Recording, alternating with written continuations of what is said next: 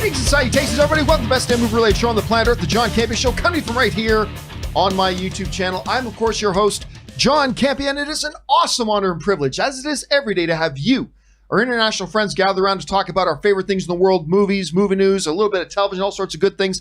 And it is, of course, No Pants Thursday. So joining me here is not only the pantsless one herself, but also the wonderful Joey Bishop. Erin Cummings is here, ladies and gentlemen. Hi. And yes, Joey is not wearing any pants today, as per usual on Thursday. I want to let you know, John, I watched that wonderful documentary that you recommended last week, Speed Cubers. Speed Cubers. Oh, I love Speed Cubers. It was fantastic. I have recommended it to so many people.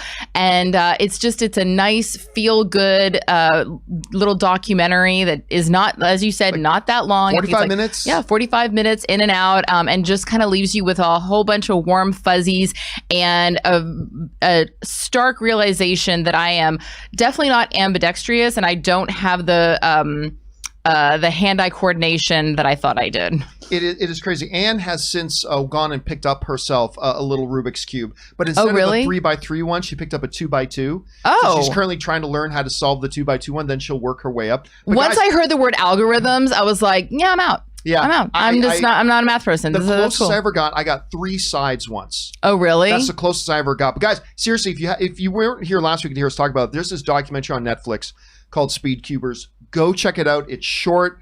It's really cool. I think you guys are going to enjoy it. Well, sorry to interrupt you, but the thing that the reason why I recommended it to so many people is I have several friends who have children with autism, who are on the autism spectrum. And that was such a fascinating thing. And I did a film about children with autism. I just saw that film of yours. Yes, you did. It's called Language Arts. It hasn't come out yet, but you did see it at a sneak preview screening. And so for any parents who may be looking for something for their children, or people that have children with autism and they need something to do with their hands for STEM, that was really mind opening for me. Hey, I got a question too. I forgot. Yes.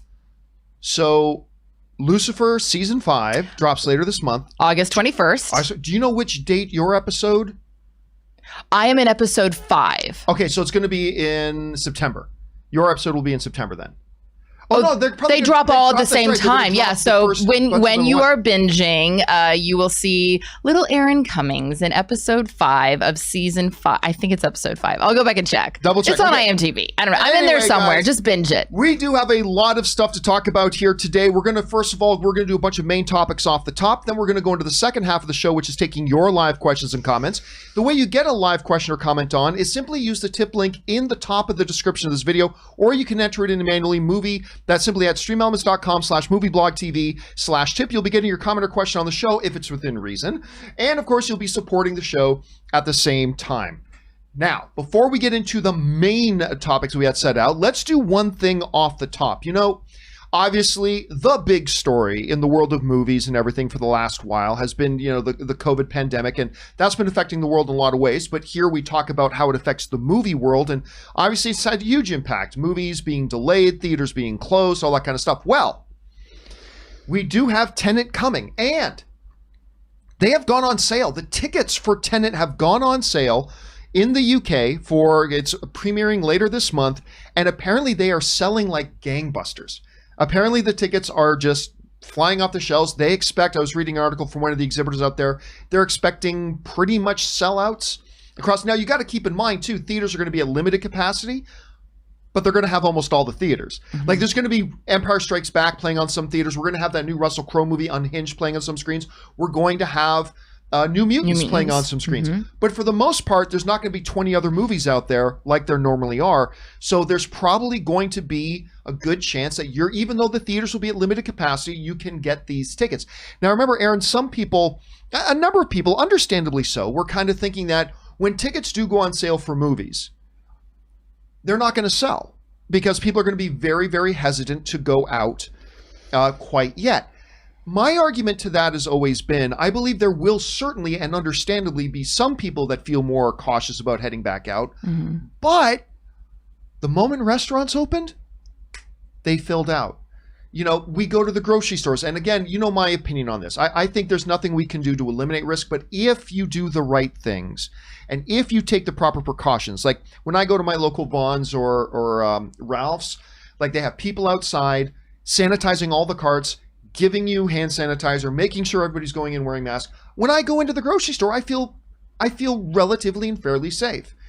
Again, I could still catch COVID from going to the grocery store. I know that I can. Sure. But the question will then become, how will people respond when they do open in North America? Now, we're going to be talking about New Mutants opening up in just a few minutes, but I think it's going to kind of be the same thing where theaters are allowed to open. Anyway, Aaron, you saw this report that the tickets have gone on sale for Tenet in the UK, and I believe they're going on sale in other places today. I had a few people from Australia writing me saying, tickets go on sale tomorrow.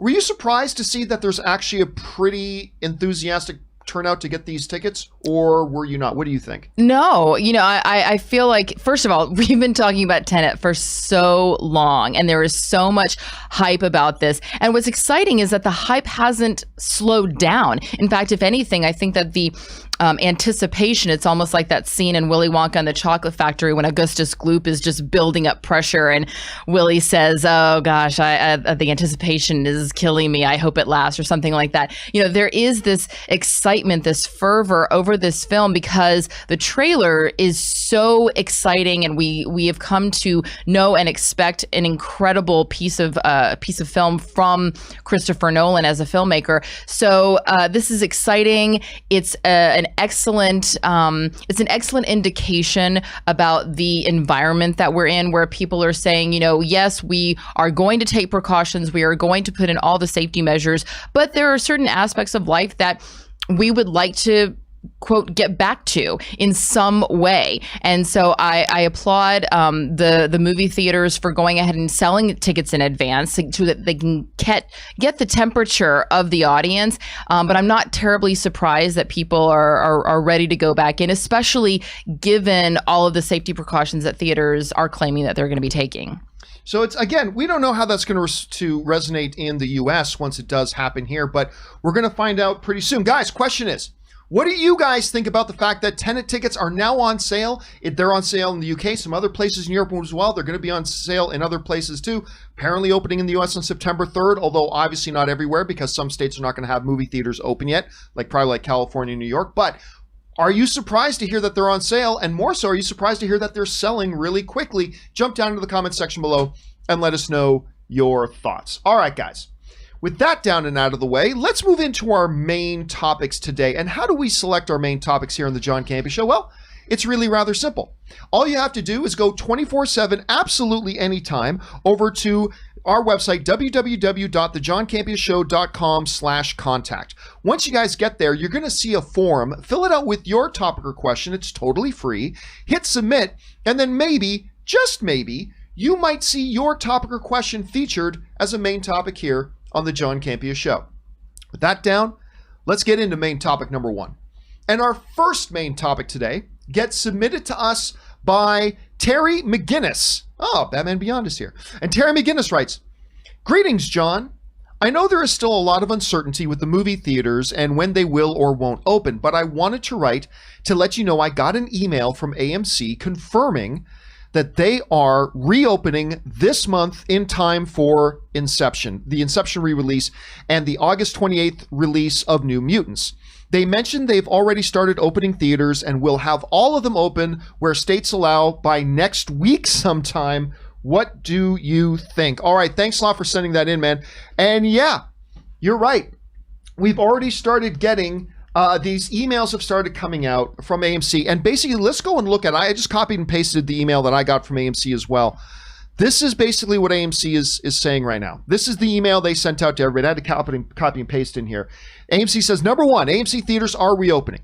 We already have opened more than half of our theaters in Europe and the Middle East safely and without incident, and will be open by August 26th. Here in the United States, we will begin opening AMC with more than 100 theaters resuming operations on August 20th. That's 1 week from today, on August 20th, and continuing such that about 2/3 of our theaters across the country should be open no later than September 3rd. The remaining AMC locations will open after we get further clearance from state and local authorities that it is safe to do so. To check the status of your favorite AMC theater, go to our website, blah, blah, blah, blah. Now, then AMC goes into what their safety precautions are, and it's an exhaustive list. Number 2, AMC is implementing rigorous cleaning and safety protocols. Consulting with some of the world's best scientists and experts at the Clorox Company and current and former faculty of Harvard University's prestigious School of Public Health, we are investing tens of millions of dollars in our extensive AMC Safe and Clean initiatives. We are taking all of these steps and more to keep you safe and our theaters clean. 1, social distancing will be very much in evidence throughout our theaters. We are significantly limiting seating capacity in our auditoriums, giving you added space. All guests and employees must wear masks. Hand sanitizers and disinfecting wipes will be widely available throughout the theaters. You can expect continuous extra cleaning and disinfecting of high traffic areas.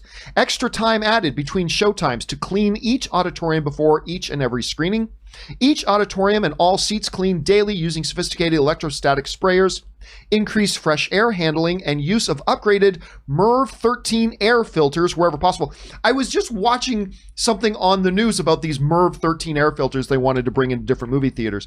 Use of high-tech HEPA vacuums, reduced cash handling at box office and concession stands, introduction of online mobile ordering of food and beverage to speed you on your way. Nothing is more important than your safety, blah, blah, blah, blah. Then they go into talk about number 3, new movie titles are here, and we're bringing back some great ones.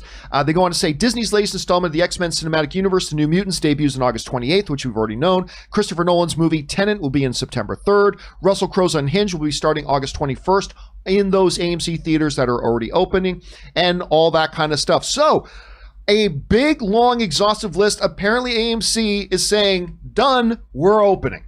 We're going to have 100 of our theaters. We're already started opening around the world. We're going to have at least 100 of our theaters opening by next week. And then by the following week, we're going to have about 3/4 of our theaters open, except for where we're not permitted to open them yet, which is understandable. Looks like I'm taking a road trip to Nevada to go and watch New Mutants on the 28th, because the theaters will not be open here. That is a certainty. So there's that. But there's one other really interesting thing that came out as a result of all this. And that other interesting thing is that when AMC opens their doors, they are going to be selling tickets to movies for 15 cents. 15 cents. They're saying, our grand reopening, we're going to price our tickets the same they were on the very first day AMC theaters were opened in 1920. We're going to make it 15 cents, ladies and gentlemen. Now, they go on to say that's only for day one, but then they go on to say, hey, starting on August 21st, the chain will show a number of older films such as a 10th anniversary edition of Inception, as well as Back to the Future, Ghostbusters in Greece for $5 a tickets. Then after that, the few new movies that are opening in advance of Tenet, such as Russell Crowe's thriller Unhinged and The New Mutants, will carry a 2020 prices of roughly $10, depending on the market. That would be great here in LA, because I'm normally paying about $18 right. or more per ticket. So right now, what we're seeing here is that AMC is saying we are moving full steam ahead. Next week, we're going to start to open where we're allowed to. We've got these movie playings, blah, blah, blah. Aaron, we were just talking about how that Tenet, the tickets are now on sale in Europe. Mm-hmm. And obviously, a lot of places in Europe handling the pandemic a hell of a lot better than the incompetent fools here in the United States, but I'm not going to go into that. So they've obviously got a much better handle on the situation there. Right. Still, it looks like, hey, we're going to move ahead. We're going to put these things out. We're 1 week away from when they're saying they're starting the phase 1 of the reopening of the theaters here. Are they going to make it this time? Do we believe it this time? Because AMC has said before we're opening our theaters on certain dates, and they weren't able to hit those dates. Do we believe them now? Well, I do believe them now. And here's the reason why I believe them now. If you recall back to when they first said that they were opening, there was a level of ambivalence about this global fatal pandemic that really got them in some hot water, which was like, want to wear a mask? Wear a mask. Don't want to wear a mask? Don't wear a mask. The president of AMC sort of notoriously had a very flippant attitude about it. And so for people who are vehemently against wearing masks and getting dragged out of Costco's, they're probably cheering. But for the rest of humanity who actually cares about keeping their fellow humans safe, that was obviously not taken very well. And so the fact that they're coming out and saying we're going to be opening in specific markets where we are allowed to, based on what the state is mandating because of numbers. And we are putting all of these safety measures in place to ensure, or to not ensure, excuse me, to at least mitigate the risk that is involved. You know, I was looking at a map of the United States last night as far as like where cases were. And obviously the Southeast is just, they're going through it. Like my thoughts and prayers. But the Pacific Northwest has really done a wonderful job, you know, about controlling their numbers. They obviously had a really bad spurt earlier this year. Now those numbers have decreased. But you look at a state like Wisconsin, they don't have a lot of numbers. So should an AMC open in an area like Wisconsin that has really low numbers, that has been able to keep their risk, their numbers under control? Yeah, I think that that's a much better way to sort of ease people back into going to the theaters. And as more people start going into the theaters and they start reporting on their experience at AMC, you know, giving those reviews, I went into an AMC and, you know, I felt really safe and people were respecting the social distancing and people were respecting the mask rules. And, you know, I think that people are going to start feeling more comfortable. I'm never one of those people that's waiting in line for the first new iPhone. You're not the first penguin to jump in the water. Never. I wouldn't say that I'm risk averse, but I'm kind of like, I'm going to just let you, you know, I'm going to let you fall on that sword first, and I'll see how well you fare. So that's kind of how I'm looking at this. But I love the idea, the nostalgia of going back to that 15 cent, you know, that right there is such I don't want to say it's sweet, but there's something kind of feel goody about it. I do like that. I love the fact that they're offering these classic movies that we rarely get a chance to see on the big screen. And, you know, we were talking about this, me and Robert Meyer Burnett were talking about this like a month ago. Whatever the films are that go back into the theaters first, there's not going to be any new films coming out for a while. Yeah, they're not going to face a lot of stiff competition. Exactly. So films like New Mutants might actually do very, very well, despite the fact that it has been a long time coming for this film to see the light of day, given that there really just isn't that much competition right now. So I like the fact that they are taking so many safety precautions. I hope that people respect that and don't expect some 16-year-old person who's scooping popcorn to wrestle them to the ground to force them to wear a mask. Guys, please be nice. You know, they're not going to have cops, and security guards standing guards. So just don't make that poor AMC person have to, be the bad guy to you. So I'm looking forward to seeing how this rolls out, and I'm really hoping that it's a successful rollout for them and for the movie-going public. And then ultimately we'll see. I mean, if they have, like they said, in other parts of the world, they've rolled out no incidents, no problems, no whatever. If they can replicate that, and that's a huge if. It is a huge if. But if they can replicate that here, that'll be good for everybody. Question is, guys, what do you think about this? I love the 15 cent idea. Jump down to the comments section below and let us know your thoughts. All right, guys. With that down and out of the way, let's move on to main topic number 2. And our second main topic today gets submitted to us by Clubber T. Lang. And Clubber T. Lang writes, "Hey, John. So Forbes posted their highest paid actors list, and I was surprised to see that Ryan Reynolds was second on the list behind Dwayne Johnson. A lot of his money this year came from Netflix deals. Yes, it did. We'll talk about that in a second. But I have to ask, with $1 billion plus franchise under his belt, and now this, I don't think Ryan has $1 billion franchise under his belt. Anyway, is Ryan Reynolds the second biggest movie star in the world, or are Netflix just grossly overpaying their stars? Thanks." All right, thanks a lot for sending that in, man. And yeah, there was a list just released of all the top paid actors in Hollywood this past year. And no surprise, no duh, once again, Dwayne Johnson tops the list. He is probably the last remnant of a truly bankable star that, you know, if he's in your movie, that movie is going to make a lot more money than it would have if he was not in it. Just that simple. Like, even if you go back to a movie like Rampage made a decent little amount of money. But if that wasn't Dwayne "The Rock" Johnson starring in it, it would have made nothing, right? So that's that. Is Ryan Reynolds truly the number 2 guy? Well, this is what we get from the folks over at Fox Business who write, the Canadian star, damn right he's Canadian, the Canadian star, 43 years old, was reportedly paid $20 million for the movie. We're talking about the movie that he's doing right now called Red Notice with Dwayne "The Rock" Johnson. They're doing a movie together, the 2 highest paid guys. He's reportedly paid $20 million. $20 million!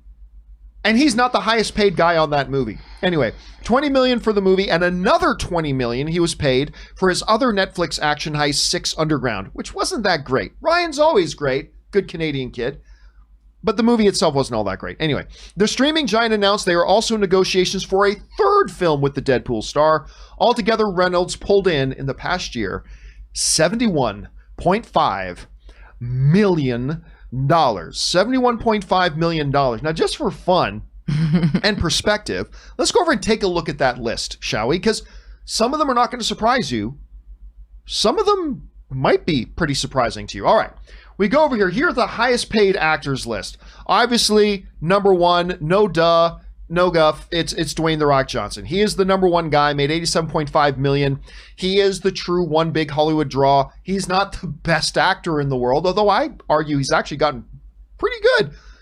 But he is clearly the power, the charisma, the personality, undeniable. Obviously, he's the number 1 guy. We just talked, of course, Ryan Reynolds is the number 2 guy. A lot of that, more than half of that money just came from Netflix. More than half the money just came from Netflix. Our number 3 guy, not really surprising when you think about it, is Mark Wahlberg. Spencer Confidential, the movie he did for Netflix. Again, Netflix paying out a lot of money. Their 3rd highest viewed original movie ever. So that, plus he did some producing for some stuff on there. This one was surprising. Ben Affleck at number 4, who made $55 million. Again, a lot of that came from Netflix. But he also did The Way Back this year, which he actually got paid a lot for. So Ben Affleck, troubles and all, and I'm a huge Ben fan. The number 4 at $55 million. Number 5, no big surprise here. Vin Diesel was number 5, making $54 million. Number 6, Akshay Kumar, who is, they list the only Bollywood star on the list. Kumar is working on his first television series, The End, for Amazon Prime. Most of his money, though, comes from endorsement deals. He shills for everything from multivitamins to toilet cleaners. So I hate that word shills. You know what? Too. He's just making a buck. He's making a buck. He's making money. All right, next I'll shill for a toilet cleaner, too. Number 7, again, not that surprising. The guy's really hot right now, Lin-Manuel Miranda. Who made a lot of money with his off sale of everything he's done for Hamilton, not to mention he's got In the Heights coming, all that kind of stuff. Number 8, Will Smith. He's still one of the top draws. So Will Smith at number 8. Number 9, Adam Sandler. Nobody goes to see Adam Sandler movies, but again, it's all Netflix. Mm-hmm. He's made a lot of money from his Netflix deal. He still has more stuff coming later this year for them. So he's at number 9. And number 10, really, when you think of it globally, it's not that big of a surprise. We got Jackie Chan. Jackie Chan, who writes 6 decades into his career, the martial arts star is as active as ever, making 5 movies this past year. He pads his film income with millions from endorsements and, of course, licensing deals. So there we go. That's the list. Number 2 is Ryan Reynolds. Now, obviously, take everything I say with a grain of salt. That you guys all know Ryan Reynolds is one of my favorite guys in movies. And probably through no small part that he is a good Canadian kid. I also love the fact that his very Twitter handle is a reference to his Canadianness. What is it? Vancouver. Van City Reynolds. Van City Reynolds. Of course, he's from Vancouver. The wrong coast of Canada, granted, but Canadian nonetheless. And such a nice guy. And just simply such a nice guy. One of the biggest sweetheart guys you will ever meet. He's absolutely fantastic. And by the way, not only does he have, like The Rock, the charisma, the charm, the humor, people underestimate how good of a pure actor he is. There's always 2 movies I try to point people towards who don't quite get just how good of an actor he is. One is Definitely Maybe, which he did with Isla Fisher, one of the Elizabeth Banks, and the woman who's playing Black Widow's mom in the new movie, one of the best actresses in the world, and I'm freezing on her name right now. Anyway. Kate Blanchett? No. Helen Mirren? Dark hair. Anyway, never mind. So, Definitely Maybe is fantastic. It's funny, it's charming, it's heartwarming, and he's really great in it acting-wise. But the other movie he did, which I am still appalled that he didn't get a Best Acting nomination at the Academy Awards for is a movie he is in all by himself called Buried. Oh, right. You've talked about this. The entire movie, not most of it, the entire movie takes place inside a wooden box buried underground.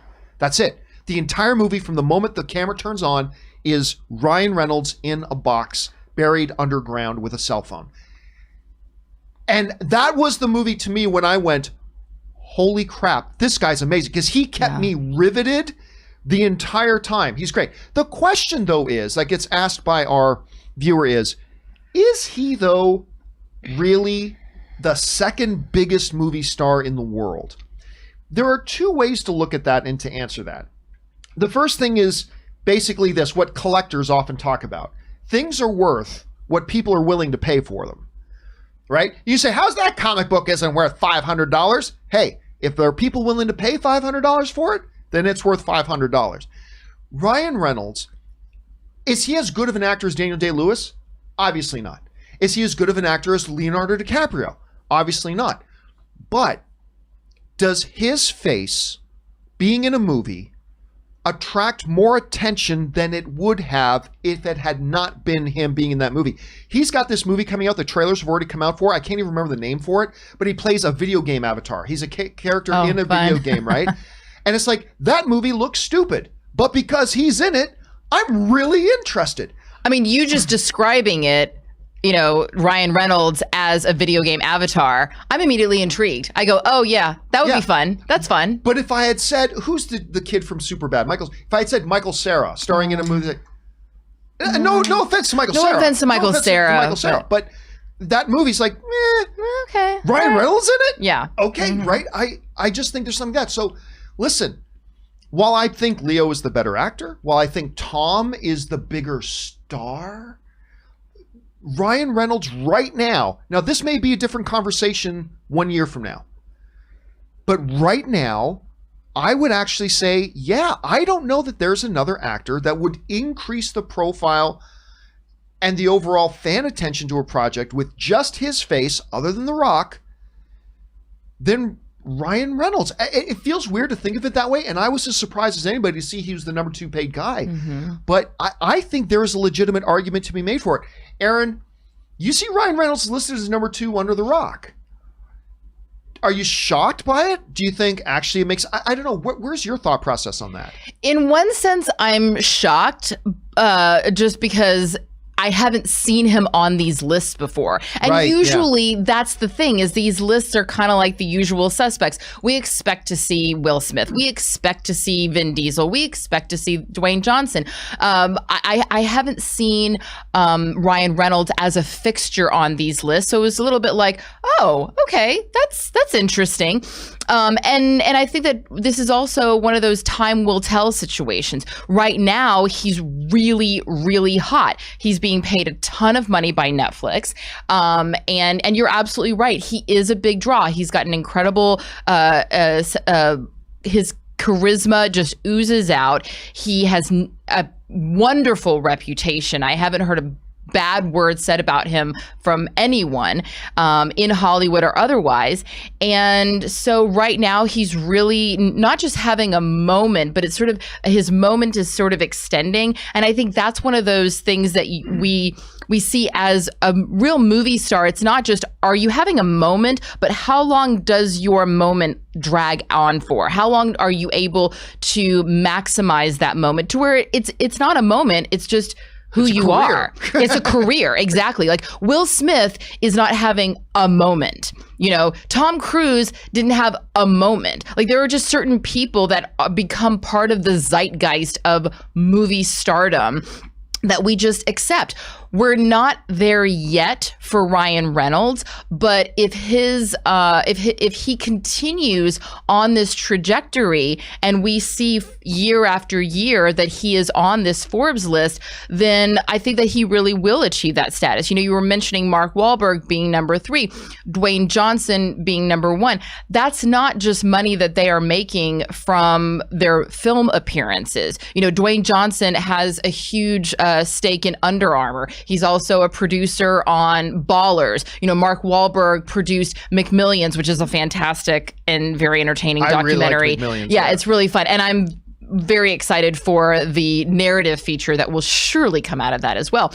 You know, these are people who are taking their capital as actors and as on-camera talent, and they're leveraging that into producing, which is where the real money and the long-lasting money, because someone like Mark Wahlberg understands what flash in the pan stardom is all about. You know, he sees those lists, he sees people shoot to the top and then are forgotten about 3 years later. He sees people, you know, that go up and down these lists, and and people like Mark Wahlberg and The Rock and Vin Diesel, you know, and Will Smith, they understand that real permanence is about investing, producing, and having a stake in projects beyond just being in front of the camera. You know, one of the things about Netflix paying out so much money also is that unlike, say, a film that's going to do the traditional, you know, theater circuit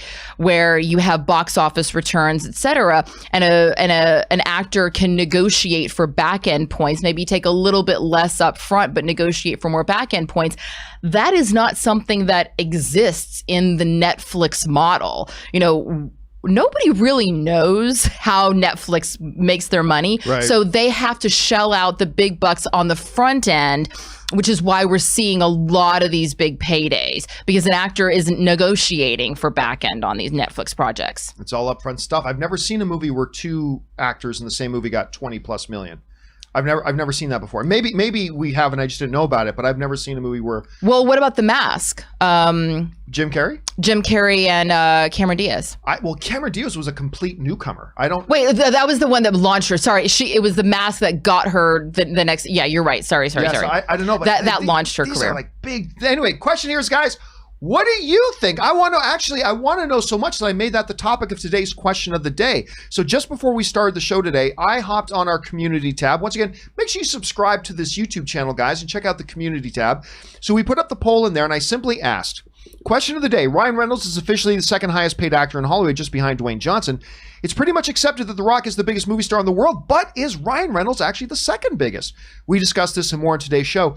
Right now, about 3,700 of you guys have voted. And right now, actually, I'm surprised.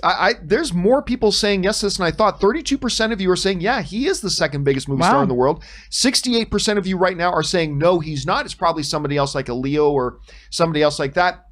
That's there, guys. I'm going to leave this poll up in our community tab. Again, just subscribe to the YouTube channel. Go check out the various polls and announcements we put up in our community tab there. Make sure you guys stay on top of that. But I want to know what you guys think. Do you think Ryan Reynolds, there could be an argument made that he is legitimately the second biggest movie star in the world? Or maybe you're thinking, nah, God, come on, guys. There's a few other people that deserve that spot above him, that consideration. What do you guys think? Jump into the comment section below and let me know your thoughts. All right, guys. With that down, let's move on to main topic number 3. And our third main topic today gets submitted to us by Eric the Green, who writes, and Eric the Green writes, I've been reading reports that Disney sent out a press release showing they're still committed to an August 28th release date for New Mutants. I've been waiting a long time for this movie, but I have to ask if this is a good move right now. Even with some theaters opening, they won't all be open, and there will be limited capacity. Wouldn't it be smarter right now to just wait another month or two? Thanks. All right, thanks a lot for sending that in, man. And yes, I got the same press release, and so did all the movie theaters.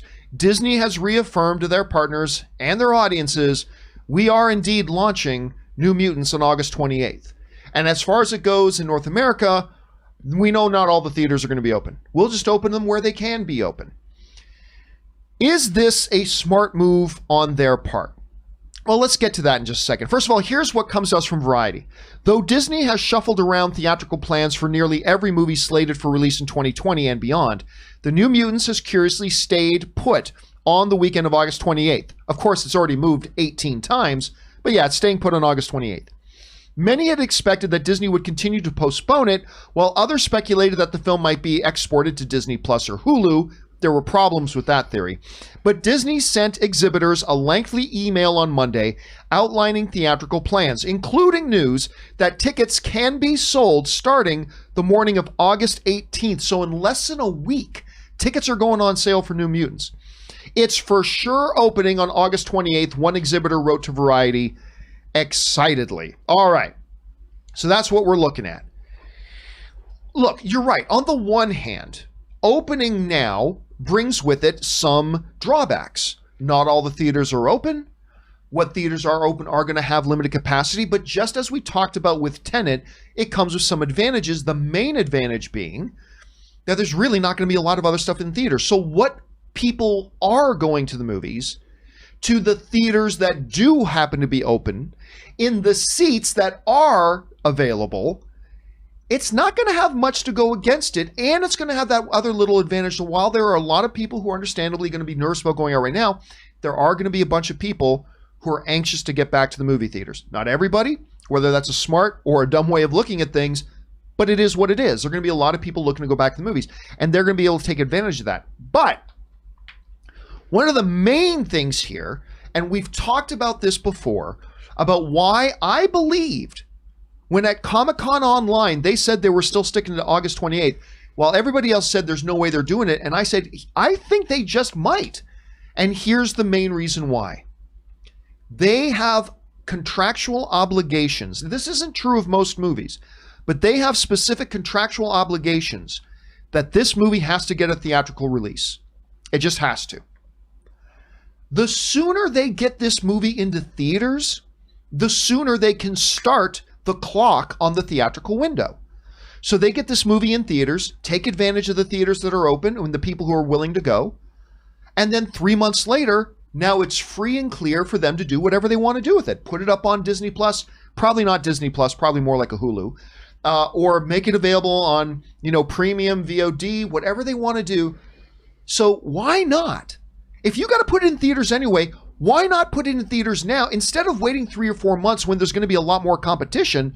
Put it out there now, make some money on it, whatever amount of money that is, then get the clock ticking on the theatrical window and then release it then release it on streaming and make your second round of money. I think they're going to stick with it. I think it's a pretty good idea. Aaron, this has been a big thing. First of all, New Mutants has been a running joke. I mean, it literally went into production over 3 years ago. It had been in development for 5 years. It was literally over 5 years ago that they announced Josh Boone was going to be directing it. Half a decade ago. Wow.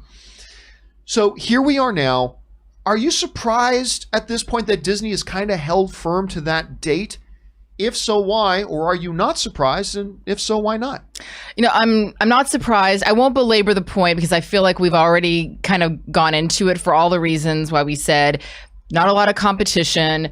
We have been waiting for this film. They contractually have to be in theaters. I think it's a smart move, and them being in there right now is going to basically guarantee that they'll probably make more money than they would have otherwise, because just like you said, there's just not that much competition. So good for them. I'm glad that it's finally going in theaters, and I'm glad that people are going to finally be able to see it. What do you think? Can there be any advantages that you're thinking of that maybe might be an advantage to waiting a little bit longer? Or because I'm having a hard time thinking of advantages that way. I really can't. Somebody's going to go to the theater. They're going to say, all right, I'm going to see how I feel. And if they have a good experience, they're feeling safe. They go, you know what? I'm ready to go back to the theater. I really enjoy this movie going experience. What are my options? Maybe someone wants to go back and revisit Back to the Future. I certainly would. I think that's great. But, people are going to want to see new material. We talk all the time about the frustrations that people have with Disney Plus, for example, for not offering new projects, something new and exciting. And so the theaters have to offer something besides, I hate to use the term regurgitated material, but, people are going to want to see something. We have Tenet, we have New Mutants. What else? Unhinged. Yeah, there's just not that much competition. And I think that these movies that are coming out are really going to see the value of that, even if the theaters have limited capacity.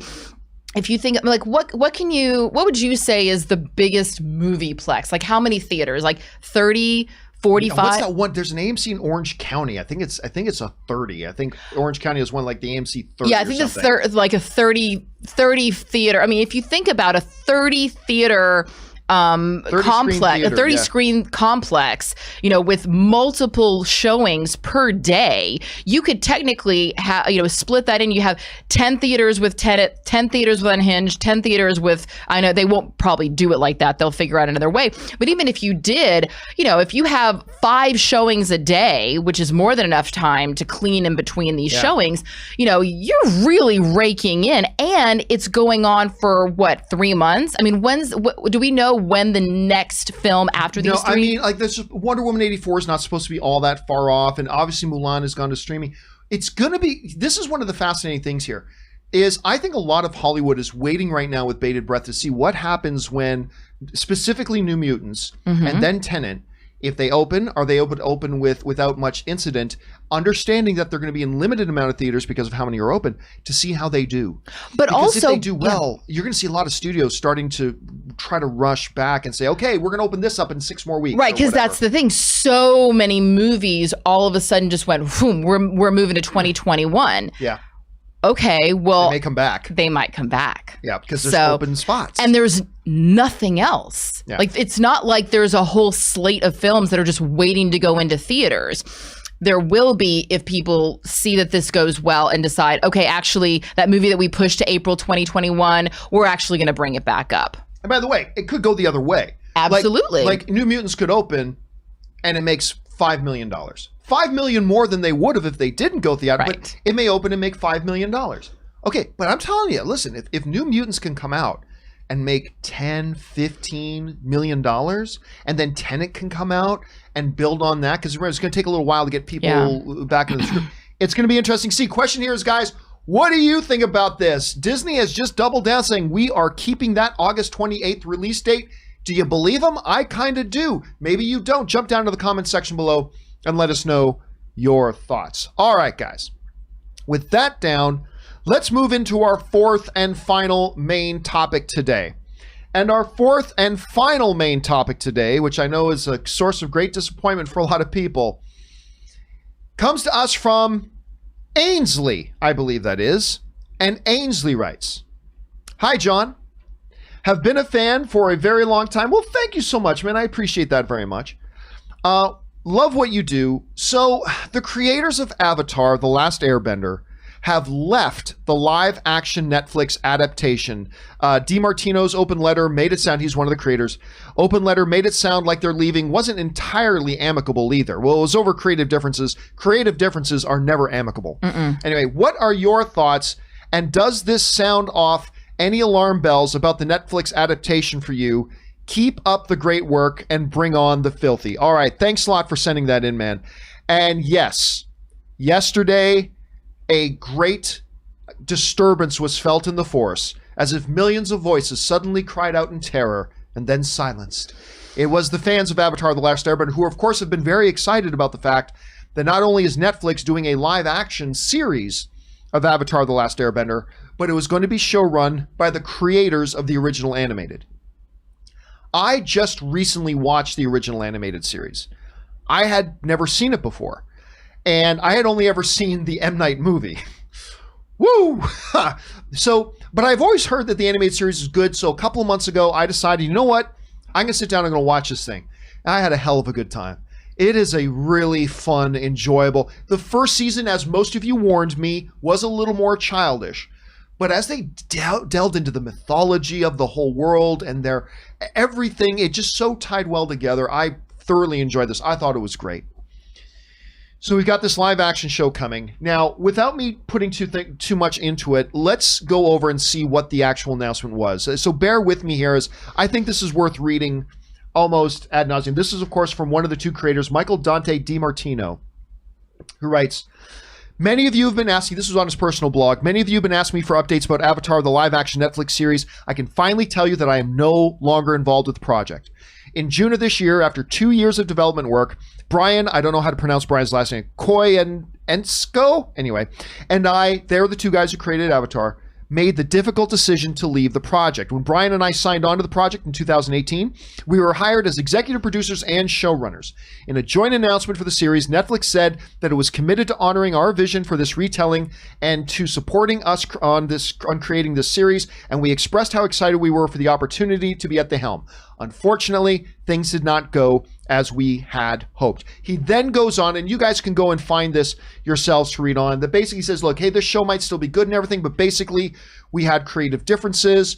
We weren't going to be able to do exactly what we wanted to do on this series. And so ultimately we made the decision to leave. And that's where it came down to, what it came down to.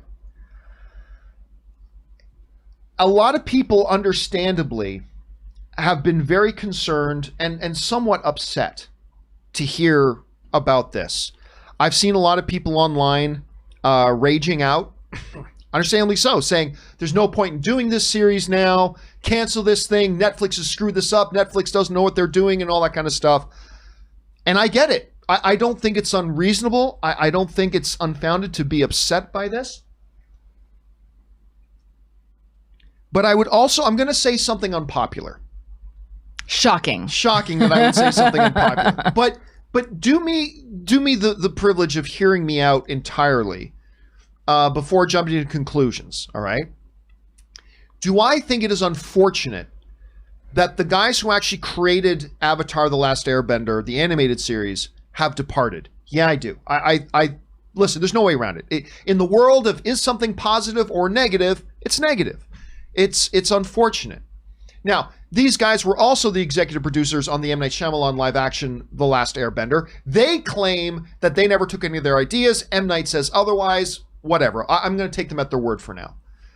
What do you mean that they never took any of their ideas? Basically, the creators of Avatar: The Last Airbender said they actually, even though they said they would have a lot of input on the live action movie that M. Night did, they never took any of their input and they were pretty much shut out creatively. Oh, I see. That's what they said. Now, M. Night says otherwise, but let's take them at face value for now and say, okay, that's fine. Are we to assume that Netflix doesn't know what they're doing when it comes to creating live action television? Let's look at that for a second. Netflix, in the world of creating live action shows, they've done a couple of modest little successes.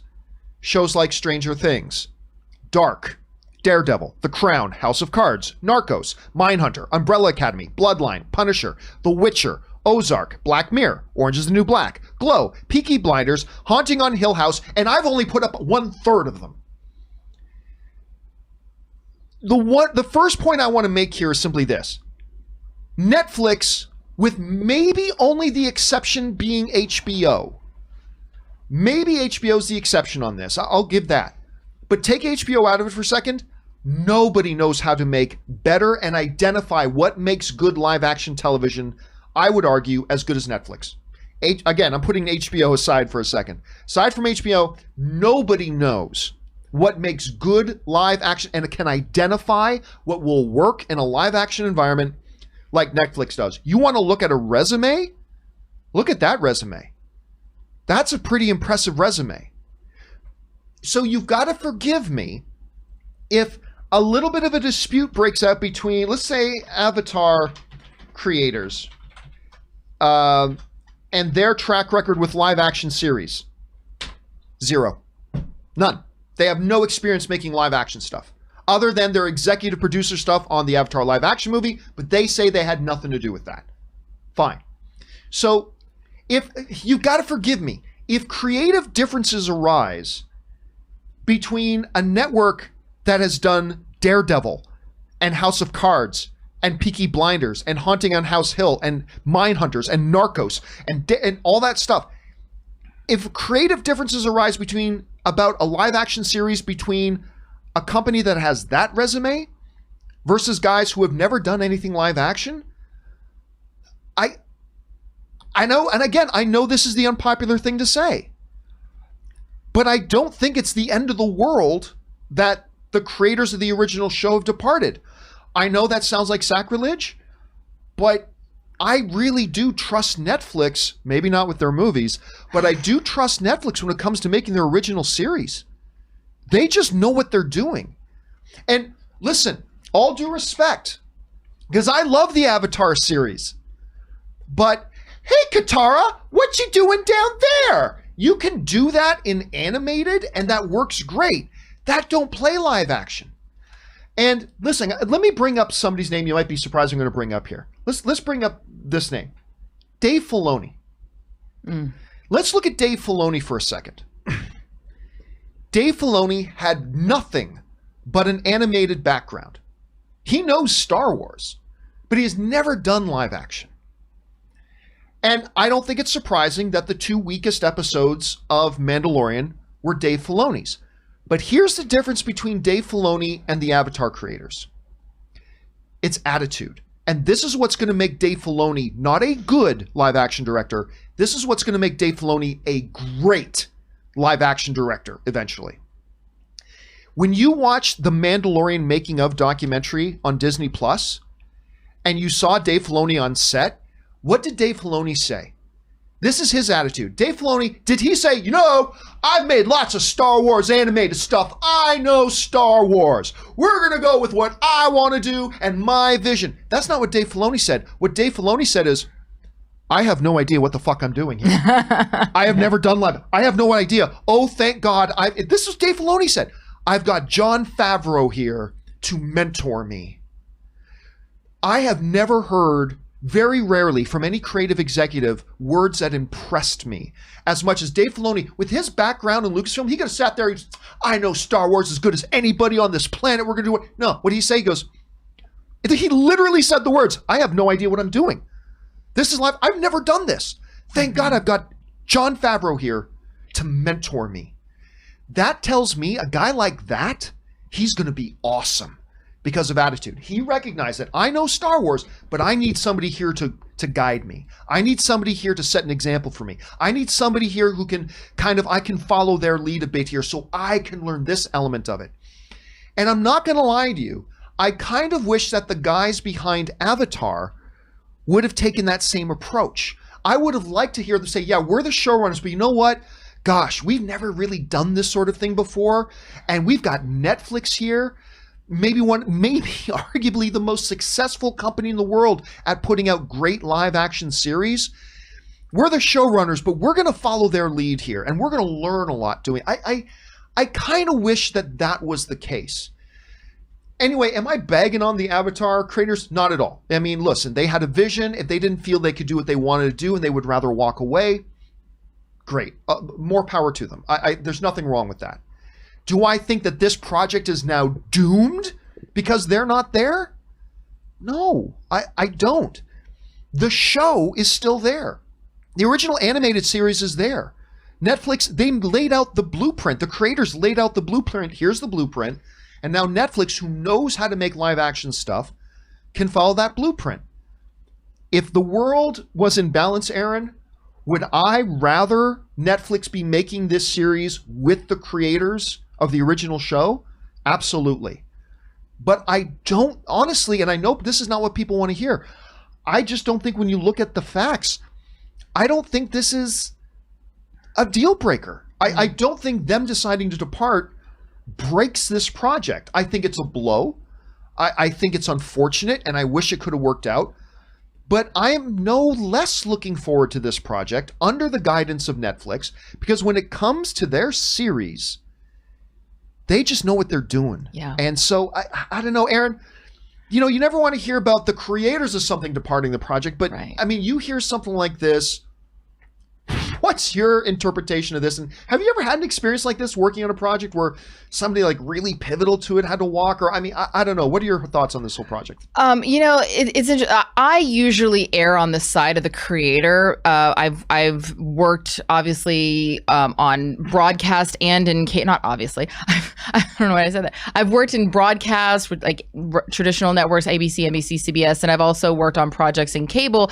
And you know, and I've always become friends with the showrunners. And for those of you out there who are not familiar with the term showrunner really means the head writer, and the person who is ultimately in charge of the data, just everything. There are directors that are hired to do the episodes, but ultimately the buck stops with the showrunner, and the showrunner controls the writer's room, and ultimately the story and the direction that the project is going to go.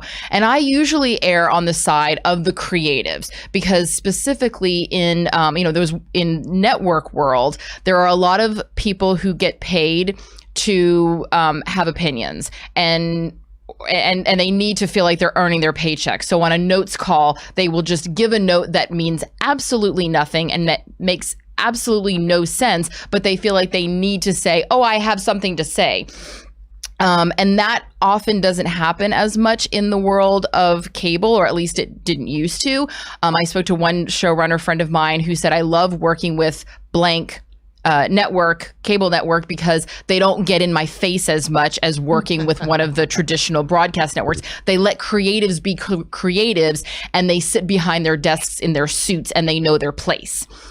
That was also 10 years ago. We are now in the streaming wars, where Netflix and Apple and Amazon, they have much more power from the creative perspective. And so I feel like this is a combination of two things. In one sense, the way to be a good leader is not necessarily to say everyone needs to listen to me and I have all the best ideas and everything that I say is the way that we should do it.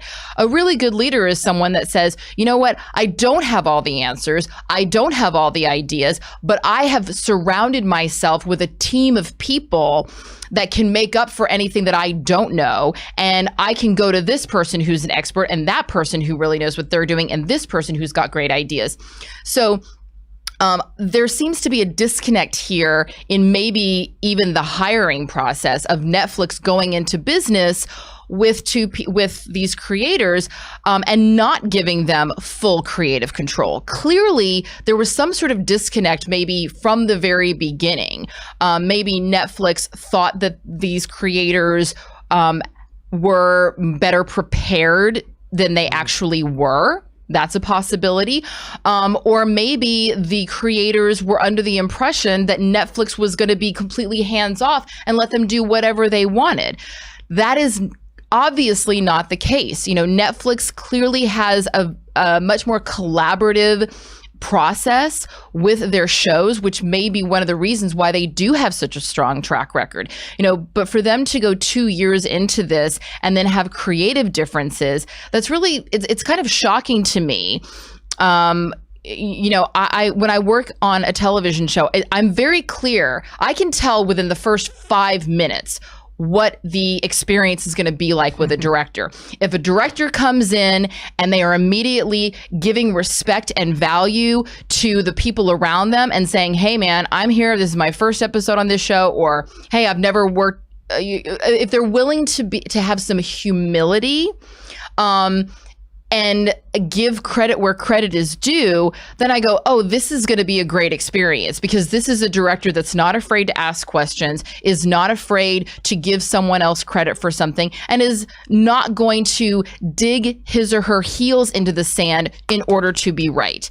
I don't know what exactly happened in this situation, but I do feel confident that Netflix has enough experience in live action to find the right people to bring this to life. I think that it is a great missed opportunity for these creatives to really go into the world of live action, because other networks and other streaming platforms are going to see this and go, wow, you guys were given a shot at having your own live action show and you couldn't just make it work. Sometimes, unfortunately, as creatives, we also became way too precious with our babies. And this might be an example of them, instead of being able to say, hey, you know what, there's going to be a lot of things that we're going to have to make concessions on, because as you said, things that work in the world of animation do not always translate to the world of live action. Not directly, at any rate. Yeah. Right. And, being so close to it, they might have been almost too close to it in a way where they felt like, no, this is our baby. You can't hold my baby. You might drop my baby. You might break my, that kind of attitude, I think, is not necessarily conducive to a collaborative process, which if Netflix was planning on being collaborative and the creators were planning on being hands off, then that right there is just a recipe for disaster and is ultimately not going to work out. But I feel like it is a missed opportunity. Yeah, I unfortunately think you're for them, because Netflix is going to continue doing. Netflix is going to Netflix. Yeah, they're going to Netflix is going to be fine, but they might be. Their ceiling might be limited now of what they can do creatively. And it all depends, right? Like, look, for all we know, Netflix came to them and said, you know what the kiddies like? Kiddies like hip hop rappers. Let's say Aang is a hip hop rapper. Yeah. You're good. The kiddies will love it. The kiddies love it. And meanwhile, the Avatar creators are saying, "What the holy f are you talking about? Yeah, trust us. We're gonna give him this really funky looking hat, and he's gonna be a rapper on the corner, and that's gonna be one of his bending powers." And it's like, for all we know, maybe Netflix. Sure, this is all speculation. Yeah, it's all maybe Netflix went to them with some really absurd idea, right? What I suspect is Netflix let them develop and then saw something and then kind of came to them and said, again, this is just me speculating. Guys, trust us. What you're kind of doing right here is not going to work with live action. And maybe sensing that pushback, they decided, you know what? We're going to walk away. I mean, again, listen, I respect people who feel like if they're in a working situation that does not work for them, instead of causing a fuss and instead of making trouble or just saying, you know what, this isn't the right environment for us to work together, so we're gonna move on from this. I respect that. I think that's great. But again, maybe it was Netflix who had some preposterous idea. Maybe it was Netflix coming to the guys and saying, guys, you don't understand kind of what you're doing here and here. Take our word for it. This will not translate well to an audience in a live action environment. And maybe they just came to a loghead. And I mean, look at Patty Jenkins not directing Thor. Yes. At the time, everybody was like, what are you doing? Yep. That's crazy. These guys might turn around and have the next bona fide hit of live action on their Patty Jenkins already had Monster under her belt and had some Academy Award things. Yes. There was that. But that's true. Yeah. So, I mean, I feel like this is something that remains to be seen. I hope, I agree with you. When you hear creative differences, that doesn't bode well for a long-term relationship. Yeah. It'll be curious to see if they do end up doing any work with Netflix in the future. Netflix is clearly one of the big power players in the industry right now. Not someone, I mean, I have a friend that's on a Netflix show who has specifically said, well, I would do this, but my relationship with Netflix is very valuable to me. So these are strategic decisions for the long term as well. It'll be interesting, and it'll be interesting to see so Netflix has the rights to this project, right? Yes. And see, that's another thing, is for them to just, it would be one thing if they said, no, we're going to take our toys and go somewhere else. That would be different. But for them to say, no, we're just leaving we're just going to give you our baby and we don't even care and we're walking away, and they're not walking away to do something else. I don't. Here's the other thing. We just talked about the highest paid people right now. Out of the top 10 highest paid people, a quarter of the money paid out to those people is from Netflix. It just came from Netflix. Yeah. Yeah, they're not going anywhere. So here's my other thing. I would have said to them, if they had called me in the middle of the night saying, John, we're struggling with Netflix right now. They want us to do this and we don't. Here's what I would say. I would have said to them, as long as it wasn't Netflix trying to do something preposterous. Right. I would say to them, you know what, guys, here's the thing. Stay on the project and influence it as much as you can. Mm-hmm. Bring as much influence to it as you can, because I think it'll be better having you there. I think the final end product will be better having you there. And maybe Netflix is right about a couple of things you wanted to do may not translate to the big screen, may not translate to live action the way it would in animation. Maybe you're still thinking in terms of animation. Be more like Dave Filoni. Have the attitude of, hey, I've got a lot to learn here. Let's learn from the best. And Netflix is kind of the best at this right now. And look at the big picture. I think it's unfortunate. I really wanted to see this live action with them being involved. But again, because Netflix is going to go and they're going to pay to get the best. Yeah, they're going to go and get somebody They're not going to go and get some schmuck who is just like, oh, I guess I'll do this live action. No, they're going to pay to get somebody. Great. I'll bet you it's going to be great, because when you look at their shows, for the most part, 90% of the time, not their movies, Death Note anybody, but not their movies. But I think they're going to do this show, and it's going to end up being great. I think it's going to be. Anyway, guys, question is for you. What do you think? I think it's an unfortunate situation, but I do not think this dooms the live action series idea. I think it can still actually end up being really good. Maybe you do think it's a lost cause at this point. What do you guys think about this whole thing? Jump down into the comment section below and let us know your thoughts. All right, guys. With all that down and out of the way, let's now move into our live questions part of the show. Once again, guys, if you want to get a question on the comments and questions part of the show here, simply use the tip link at the top of the description or just streamelements.com/movieblogtv/tip. Again, you'll be getting your question or comment on the show, provided it's reasonable. And of course, you'll be supporting the show at the same time. All right, let's dive over here and let's get into this. And the first one we're going to pick up with here is Max Gomez, who writes, how are you enjoying Dark? Just finished season 3 and wow, what a show. I am still only 1 episode in. It has been tough because we've really kicked post-production work on my documentary into high gear lately, and we are literally, like, fact checker Jonathan and I, 2 to 6 every day. We're just working on that. I have very, very little time to get caught up on a lot of the shows I want to get caught up on. So I'm still only 1 episode in, but Ann and I are both committed to getting through Dark. But so far, we're still only 1 episode in, but we will get caught up. All right, the Tinfoil Hat writes, this week, 10 years ago, we got The Expendables, Eat, Pray, Love, and Scott Pilgrim vs. the World.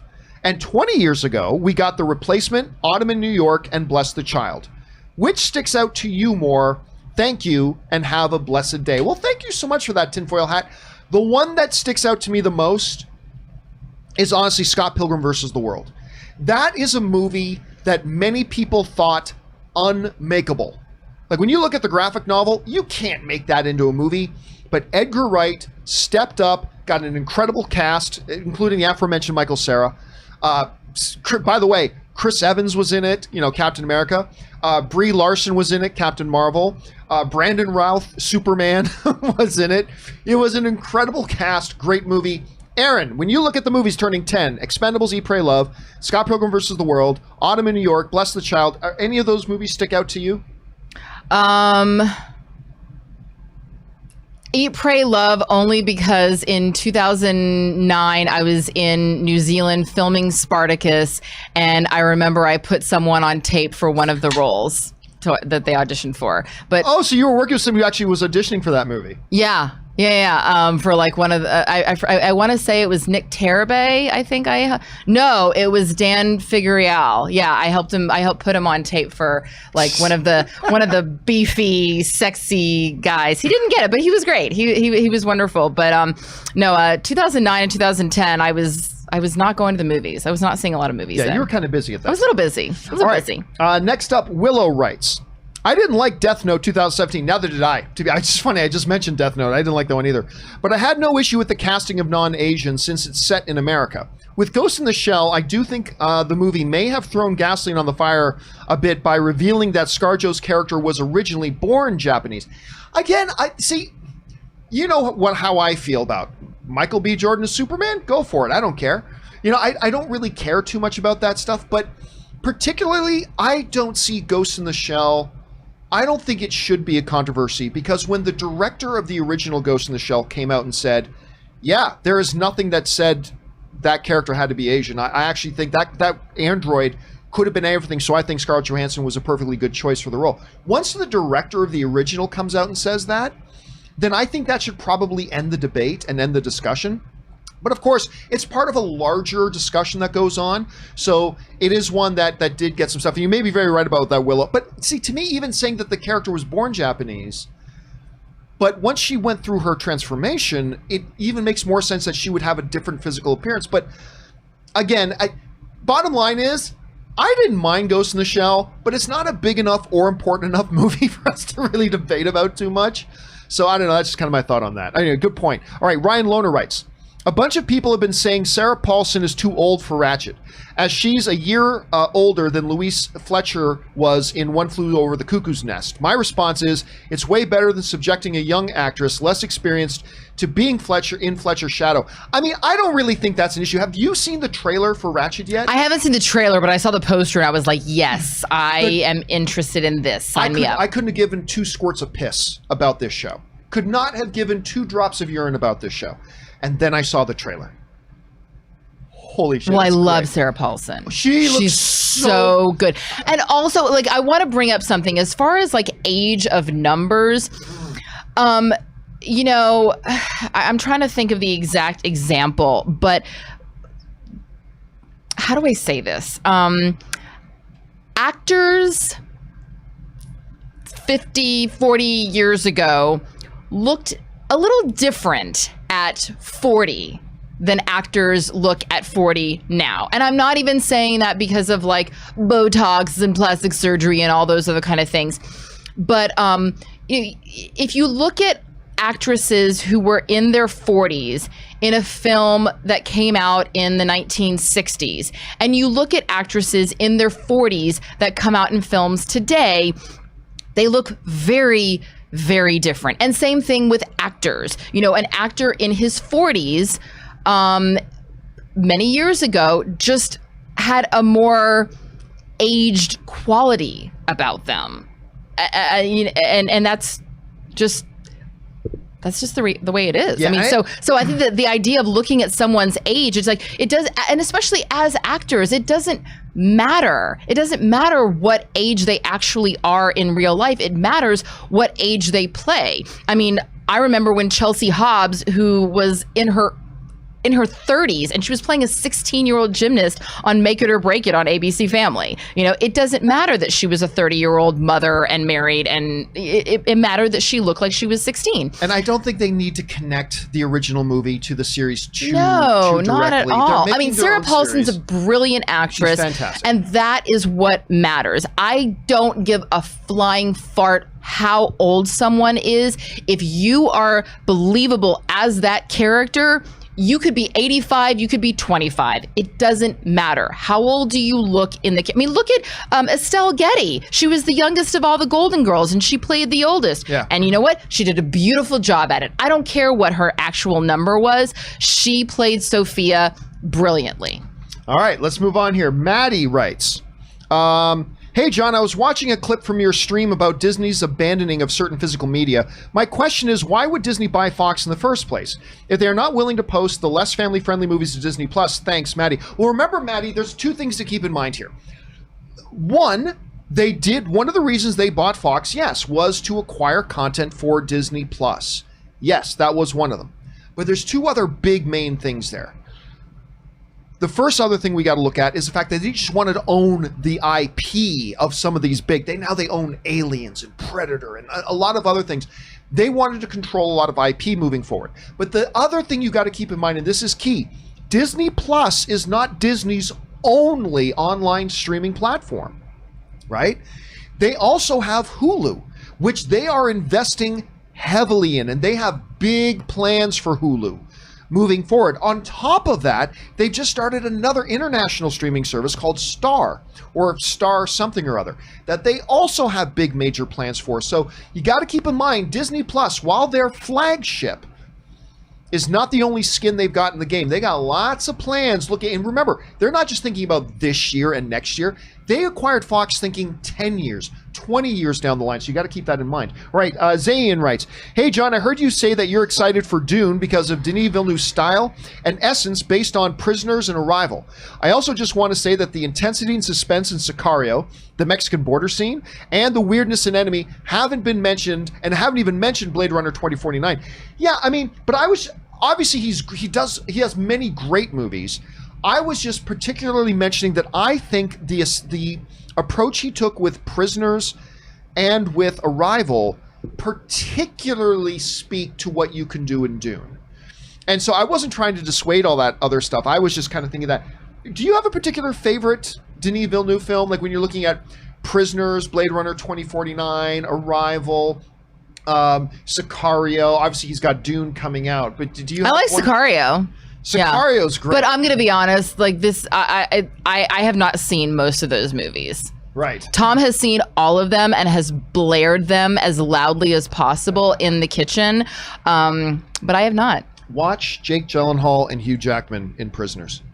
Oh my God, it's so good. I think you're going to love it. All right, James LH writes, hey, John, on Disney and Blu-ray, As I am a collector, what's your opinion on Warner Brothers and Universal entering into a joint venture with regards to distribution of discs in North America and splitting Europe between them?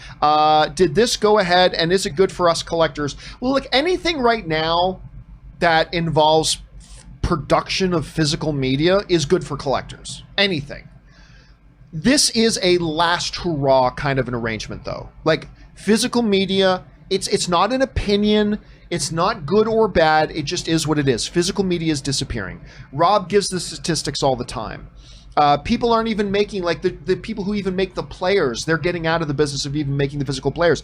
Even things like Xbox and PlayStation, they're going to start moving away from even having the disc players in their machines. PlayStation's already having a version of 5 come out without it, and so is Xbox probably.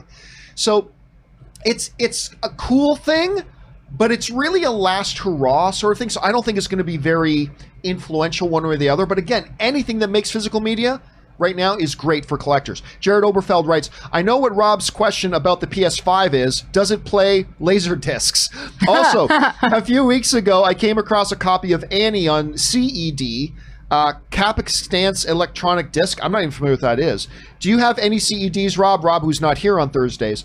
Physical media for the win. So I don't know. I don't even know what CEDs are. I'll be completely honest with you. I have no idea what that. Do you have any idea what that is? CEDs? Yeah, Capacitance electronic discs. I don't know, but I still got a whole bunch of zip discs. If anybody's got a zip drive. You have zip discs? Oh my God. And I have some very scandalous photos I remember I traded my collectible statue of Darth Maul for this zip disc reader and discs because it was worth a lot at the time. I just remember at that time it was insane because it was fast for the time and it held 100 megabytes per disc. Oh yeah, those zip. If you really had a lot of stuff that you wanted to save, you got a zip disc. Oh my God, I forgot. They didn't last long. Zip discs didn't last long, but I remember. I got a whole stack of them. Brandon writes, hey John, a retelling of The Fresh Prince of Bel-Air as a drama series was announced last night, and I already see idiots on Twitter saying that Hollywood doesn't make anything original. So damn infuriating. Yeah, that is based on, for those of you who didn't see this, it was last year that some like really creative filmmaker made like a 6 or 7 minute trailer of what Fresh Prince of Bel-Air would be like if it were a drama. Yeah. And it was intriguing.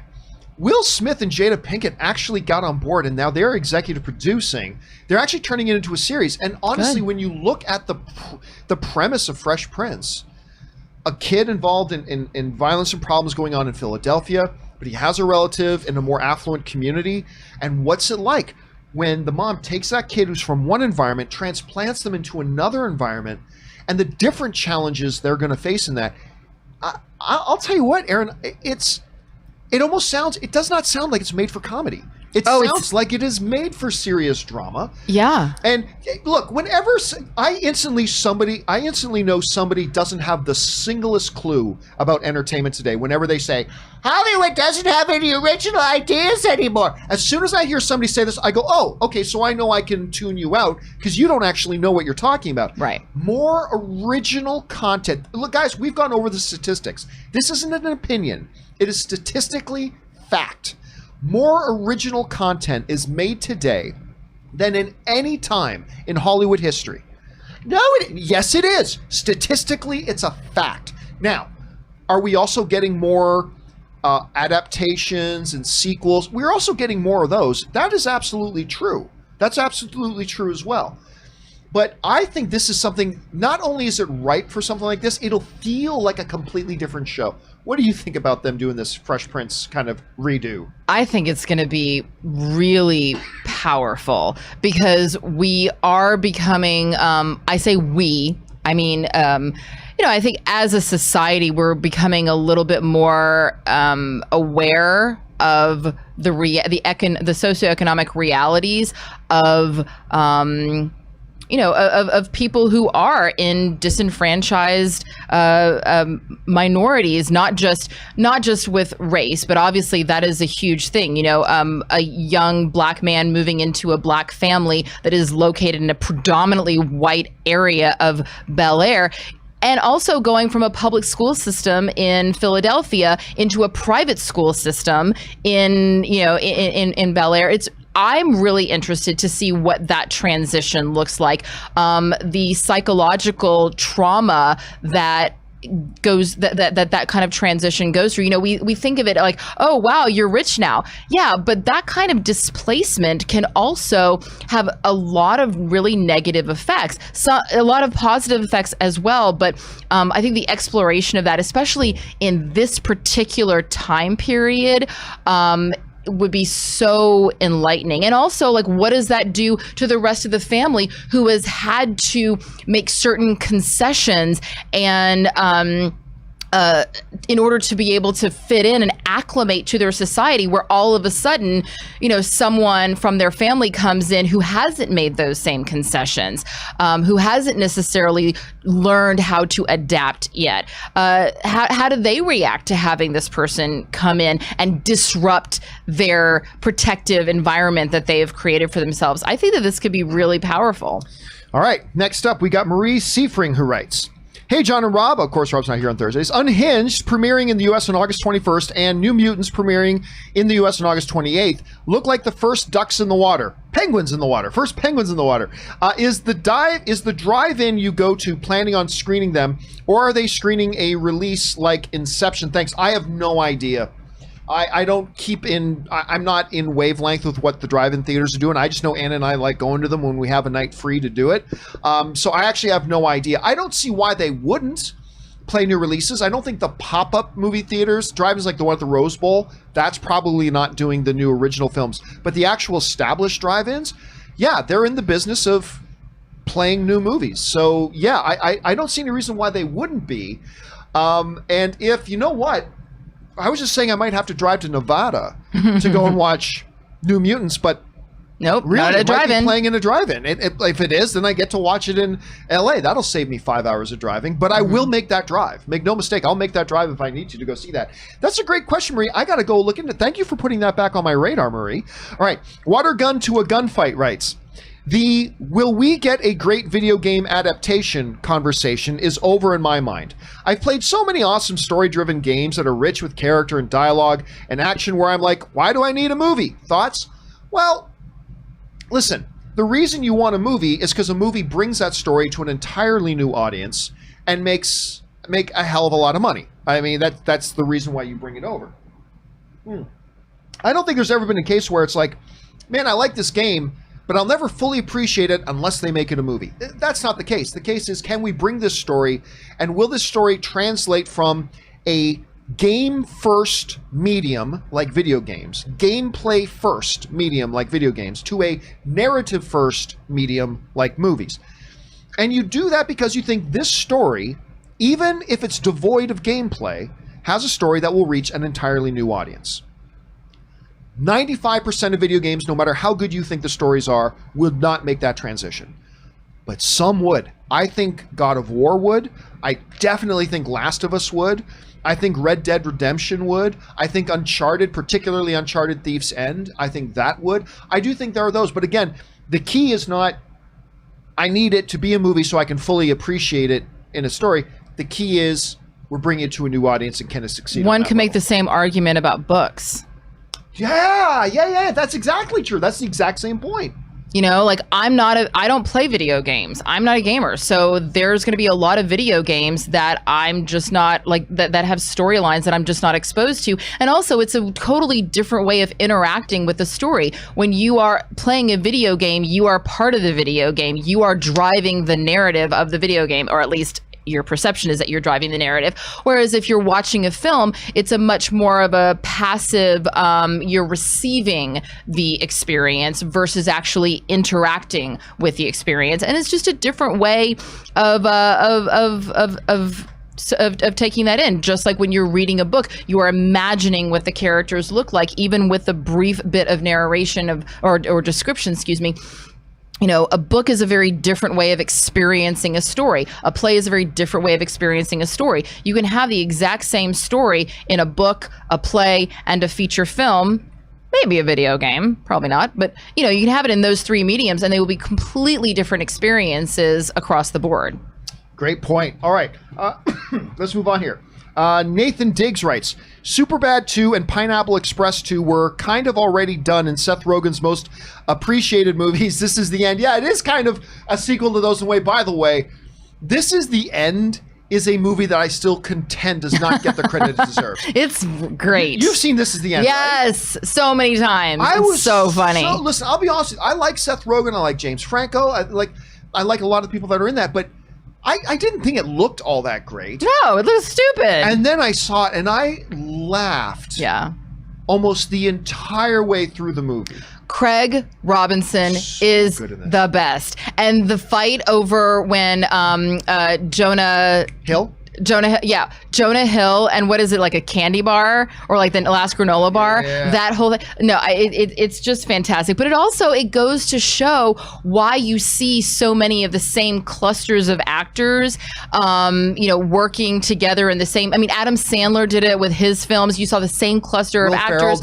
Will Ferrell does the same thing because they go, you know what? We can write whatever we want. At the end of the day, the improv that's just going to come out by a bunch of people who feel super comfortable with one another, who can just riff on one another, that improv is going to be so much more golden than anything that we think out and write down on paper. So let's just write a script, but then let the cameras roll. And I think that that's where they get so much of that gold. Yeah, I really do like that movie a lot. All right, Checkmate 9 Moves writes, I think I have your Sophie's choice.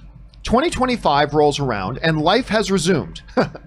You can either have a Spielberg-directed Episode 10 or a Maple Leaf Stanley Cup. Ooh. Oh, and you have tickets to Grauman's for opening night of Star Wars or Game 7 tickets of your choice. Choose wisely. It's not even close. It's the Toronto Maple Leafs win the Stanley Cup. That is something I've been waiting for my entire life. I've got many, many, many Star Wars movies that I love in my lifetime. The entire time I have drawn breath on the earth, the Toronto Maple Leafs have never even been to the Stanley Cup.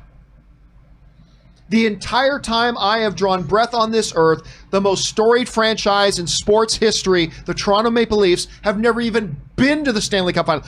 The Los Angeles Kings have won 2 frickin' Stanley Cups, and the Toronto Maple Leafs have not even been to the Stanley Cup finals. So yes, I would take that. I desperately want Steven Spielberg doing a Star Wars movie, but I would take the Stanley Cup anytime. All right, Brandon writes, Hey John, I live in New York and go to New York City Comic-Con every year. I was incredibly bummed, but not surprised at all to hear that New York City Comic-Con is not happening this year. It is always a wonderful experience. Canceling New York City Comic-Con was obviously the right choice, but man, I am so bummed. Yeah, again, we are still experiencing the repercussions, and again, it isn't. We talk about how things affect the world of movies and entertainment and pop culture on this show. Obviously, there are much worse things happening in the world as a result of the pandemic. But here on this show, we talk about these things. And yeah, it just continues, unfortunate thing after unfortunate thing. But, hopefully, and I don't know, hopefully we're in the last stage of this. Hopefully hopefully movie theaters can start to open, and hopefully by February or March we're going to be getting back to a sense of normal. I mean, I don't know, but you're right, it was the right choice to cancel it right now. Rubbing shoulder to shoulder with a bunch of other filthies going through in the tens of thousands is probably not the best idea right now. Yeah, so probably the right choice. All right, Alexis Rosales writes, hey John, if Anne had the chance to meet Tom Hanks, but you had to show us your breakdancing videos in order for it to happen. Ooh, good question. Would you do it? Oh, that's easy. I would do it. Of course I would. Look. Oh. Well, no, look, honestly. Oh. It's probably nothing else would make me do it. But the day I married Anne, the number one responsibility in my life is Anne's happiness. That is the number one responsibility in my life. It is not the only responsibility in my life. It is not the only priority in my life, but my number one priority. And look, like Will Smith says, you cannot make somebody else happy, but you can facilitate their happiness. Mm-hmm. And that is my number one job in the rest of my life. Certainly contribute to, and you can certainly work on not contributing to their unhappiness. Yeah. You can make sure that you are not the source of their unhappiness. Yeah. I thought you were going to say that your number one responsibility was to make sure that Anne met Tom Hanks. Oh, I mean, that is high on my priority list. Well, actually, it's true. I don't know if I told you this before, but at our wedding, when Anne and I got married, her dad was still alive. and he looked like a gangster. And he was wearing these sunglasses because we got married outside. And he was wearing these sunglasses, looked like totally like a G. Anyway, so when I started my vows, I said one line to Anne, and then I turned to her parents, and I gave vows to her parents. Great. And I said, nice I commit to you that my life is going to be about her. So, which is what every parent wants. They just want to know, like, are you good? Yeah. You got this? Anne's mom still asked me if I can get a job. I'm not kidding. First thing after the ceremony was done, we're inside after the ceremony, and Anne's mom comes up, gives me a hug, and I love my mother-in-law. She came up, gave me a hug, and she thought, now that I'm Canadian and I've just married a man, she looks at me, she gave me a hug. First words out of her mouth were, "You can get job now?" ? That was the very first thing my mother-in-law said to me after the wedding. See, my parents, when Tom sat them down and asked for their blessing, not their permission, but their blessing, my mom said, "Are you sure? You know she's a lot, right?" And my dad was like, "Cheryl, can it? Like, we're about to get to hand her off, so please just let him take her and all the baggage that comes with her." And Tom was like, "I'm up for this challenge. I will take this complicated woman."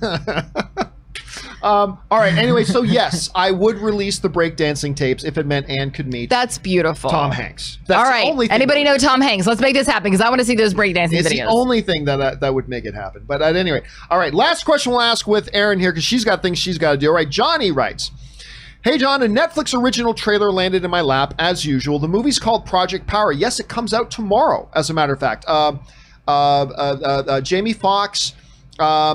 Why am I forgetting? Joseph Gordon-Levitt. Called Project Power. Nothing new story-wise, it seems, in my opinion, but it looks good. And since it's a Netflix original, are a hit or miss for me. I'm excited. Have you seen this? Oh yeah, we talked about this the other day. Have you and I talked about this Project Power? Okay, so it's a new movie dropping on Netflix tomorrow. Netflix, unlike their original shows, their movies are usually garbage. They have some diamonds, like Old Guard and obviously The Irishman. They have some diamonds, they do. But it's like for every 20 crappy movies they have one good one, unlike their shows. But the idea is this. There is a drug out there, a new drug, and it's a pill. And when you take the pill, you get a superpower for 5 minutes. Oh. And everybody gets a different kind of superpower. But some superpowers will kill you, right? And so, like, your superpower is you die, or your superpower is like I get this fire. I can like turn into flame, but I don't know how to control it, and ultimately it ends up killing me. Because I can't learn really that much in 5 minutes. So apparently it's a heist movie combined with this like drug thriller and all this kind of stuff. Joseph Gordon-Levitt, Jamie Foxx. The trailer looks really good. And I'm looking forward to watching it. It comes out tomorrow. Oh. So. And what is this called again? It's called Project Power. Project Power. I hate that. I hate the name. Power. Yeah. So yeah, not a great name. Yeah, the name sucks, but I really like it. And Tom will definitely want to watch that. And I like Jamie Foxx and I like Joseph Gordon-Levitt. And so does everyone get a pill and then they can choose whether or not they want to take the risk and take the pill? Well, it's not everybody, but yeah, you can get this drug, you can buy it illegally, and it's causing chaos in the city. But again, it only gives you a power for 5 minutes, and you never know what your power is until you take the pill. Oh God, I'm way too neurotic for that. Yeah. So it looks kind of interesting. Anyway, Erin, it's a pass, and we've kept you past your deadline, I know, but That's okay. Oh, there's Julie. She been sleeping the whole time. Look at the way she's looking at. Why did you wake me pose? What is this pose? Oh, I love Joey so much. Anyway, thank you for being here, Erin. In the meantime, where can people follow you and your adventures online? Oh, you can come check me out on Instagram and Twitter at Erin L. Cummings. And I would love for you to come visit me. And sometimes I post photos and videos of Joey and the cats as well. So there you go. All right. Thank you for being here, and I'll talk to you again soon. Sounds good. Have a good one. All right, guys. That, of course, is the great Erin Cummings. You're going to be able to see in Lucifer Season 5 in just a couple of weeks. Very excited about that. Okay, we still got about 25 minutes here, so let's keep flying through your questions, guys. All right, next up comes to us from an anonymous viewer who writes, "Hey, John, I was watching one of Watch Mojo's latest videos, and it got me thinking. What newer movie that you've seen recently were you surprised by? For me, it was Frozen 2. I knew it was coming, but I had no hype. It was beautiful. I loved it so much. I really liked Frozen 2. I was really happy with that movie. I enjoyed it quite a bit. I'm not going to lie. Honestly, I got to say the movie that surprised me, I think, the most the last couple of years was Spider-Man Into the Spider-Verse. Because, you know, I didn't even think they should make the movie. I didn't like the sounds of it. I didn't think anybody would be interested in a Miles Morales sort of thing. And then I saw the first trailer, and I didn't like the animation style when I first saw the trailer. Now, granted, the last couple of trailers kind of got me interested in the movie. Now, okay, it looks all right. It looks all right. Let's go see this movie. I freaking love that movie. It ended up being my number 3 favorite movie of the year, only behind Quiet Place and BlacKkKlansman. My 3rd favorite movie of the year. And yes, that was the same year that Infinity War came out, and that was the same year that Black Panther came out. I thought Spider-Man Into the Spider-Verse was the best comic book movie of the year. And I thought it deserved a Best Picture nomination. It won the Academy Award for Best Animated. It deserved a Best Picture nomination, in my opinion. But to me, that's the one that surprised me most. Because at first, I didn't even like the idea of that movie. And then I ended up loving it. I absolutely love that movie. All right, Daniel B. writes, "Hey, John, don't mean to gloat, but I just booked my tickets for Tenet in IMAX here in London. Can't think of a better first movie going post-COVID experience than this. Will also be my first film in IMAX." Oh, nice. Do you remember the first film you saw in IMAX? Yes, the first film I saw in IMAX was actually a specific IMAX movie. Like, it was some underwater kind of, it wasn't a big Hollywood film. It was actually an IMAX specific experience kind of a movie. That was the very next time I saw an IMAX presentation was Jurassic Park. I watched Jurassic Park in a special presentation in the IMAX format. That was the next time I saw it. But yeah, my actual first experience in IMAX, and it's an impressive experience, man. When you go into a true full-sized IMAX theater and watch a project that was actually filmed in IMAX, it's amazing. I still remember the first time watching The Dark Knight, because The Dark Knight, some scenes are filmed in IMAX. You can tell because the aspect ratio changes. But I remember being in the IMAX theater for the first viewing, is the first press screening for The Dark Knight. And I scored an invite somehow. And that movie opens with the cityscape before the bank robbery starts. It starts with this big cityscape shot. And it's like instantly you were immersed. And it was an impressive, the IMAX experience is a pretty damn good one. So I'm glad you're going to get a chance to watch Tenet. And yes, I am a little bit jealous. You're probably going to see it before me. All right, Superman Steve writes, "John, I received a Facebook message today that my local cinema is releasing Tenet advanced screening 22nd of August in VMAX. I don't know what VMAX is. Dolby Atmos. Far out. I'm so pumped. Yeah, I know. A lot of you people who have the privilege of not living here are going to get to see this movie a lot sooner before we are. And by the way, it's not just because of regular screens. I believe I read that Warner Brothers is not planning on even having any press screenings for it here in advance. They're just going to let it release. And in today's environment, I get that. In today's environment, I get that. Normally, that would be stupid, but in today's environment, I totally get that.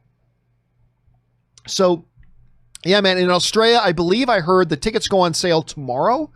So, and if I remember, Superman Steve, I believe you're from Australia. So I believe the tickets go on sale tomorrow. And man, just let me know how much you love it. I'm dying to see this movie. And a lot of you guys are going to get to see it before me, which is awesome. All right. Another Skywalker writes in and tips $100. Dude, thank you so much for supporting the channel on that level. Seriously, man, that's awesome. I'm overwhelmed by that. Thank you so much for that.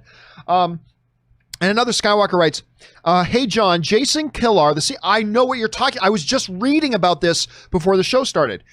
Jason Killar, the CEO of Time Warner, was just on Squawk on the Street, and he said that their movies would be displayed at theaters a fair amount shorter than they previously had been.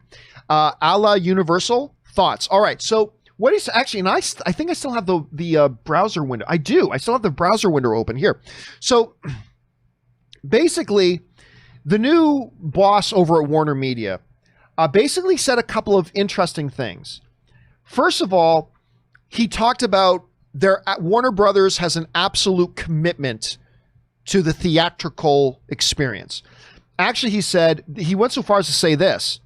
He said, that is the only way to go if you ultimately want to be successful. Talking about the theatrical experience, kind of affirming what a lot of other studio heads have said. That the theatrical experience is the only way to go if you want to be successful, said the former Hulu CEO who assumed his new role at Warner Media on May 1st and has just implemented a full call of some 600 staffers, including seniors. But then he also goes on to say this, which is interesting.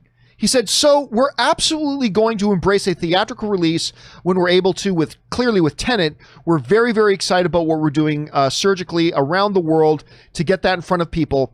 But, he said this, but there will be other situations where we may decide to go direct to consumer through HBO Max, say with a 120-minute story, that we can, generally speaking, is us aggressively leaning into theatrical because it's a great customer experience. But it's also fair to say that those windows are going to be smaller. I think that's appropriate because that's what the consumer has been saying. So basically what he was saying is, number one, the only way a studio can really be successful is to be full 100% all in with the theatrical experience. And he's right.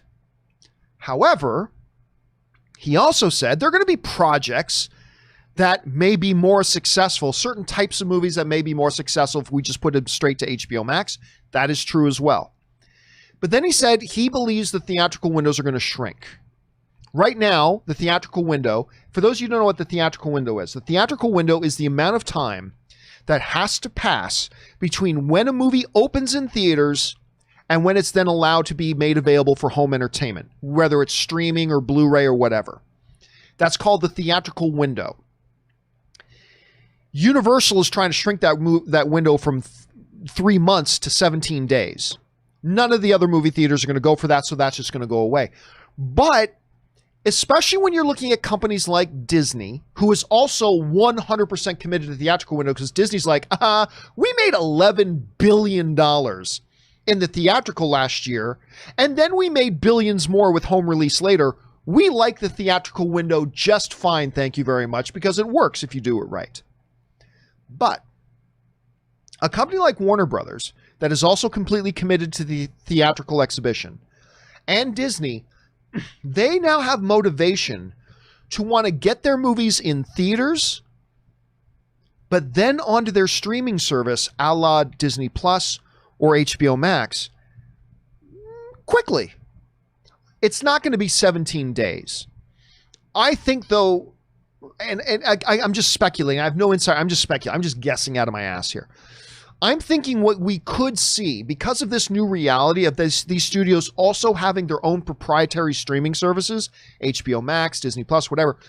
I think it's not crazy to think that before the end of 2020, there could be a new theatrical window of, say, 60 days, as opposed to 90, right? Roughly 60 instead of roughly 90. Maybe even like 50. I could see that happening. Because there is a motivation for Warner to say, get a movie out in theaters, make all the money they're going to make in theaters. It's still 50 to 60 days is still a good window. And then get that out onto HBO Max as a way to entice people to come and sign up for HBO Max or Disney Plus or Peacock or whatever. So I think I'm guessing that's where it's ultimately going to fall. A still strong commitment from the studios to theatrical exhibition, because that's where they make their money, but also shortening the theatrical window, not drastically, but shortening it to get those properties on their proprietary streaming services as soon as possible. So that's where I think it's going to shake out. I don't know for sure, though, yet. Let's see how this whole thing evolves as we go. Again, another Skywalker, thank you so much for supporting this channel on that level. We all appreciate it very, very much, my friend. All right. Next up, Kevin Lewis writes, So at a car dealership, I saw one of the stars of New Mutants. He told me he was buying a muscle car due to him suffering a midlife crisis. Get it? Because they were kids when they made the movie. Anyway, here's what I would pay on VOD. Mulan, $10. Wonder Woman, $84, $20. New Mutants, $30. Black Widow, take my wallet. Well, here's the thing, though. Again, we touched on this a little bit earlier, but one of the truly fascinating things here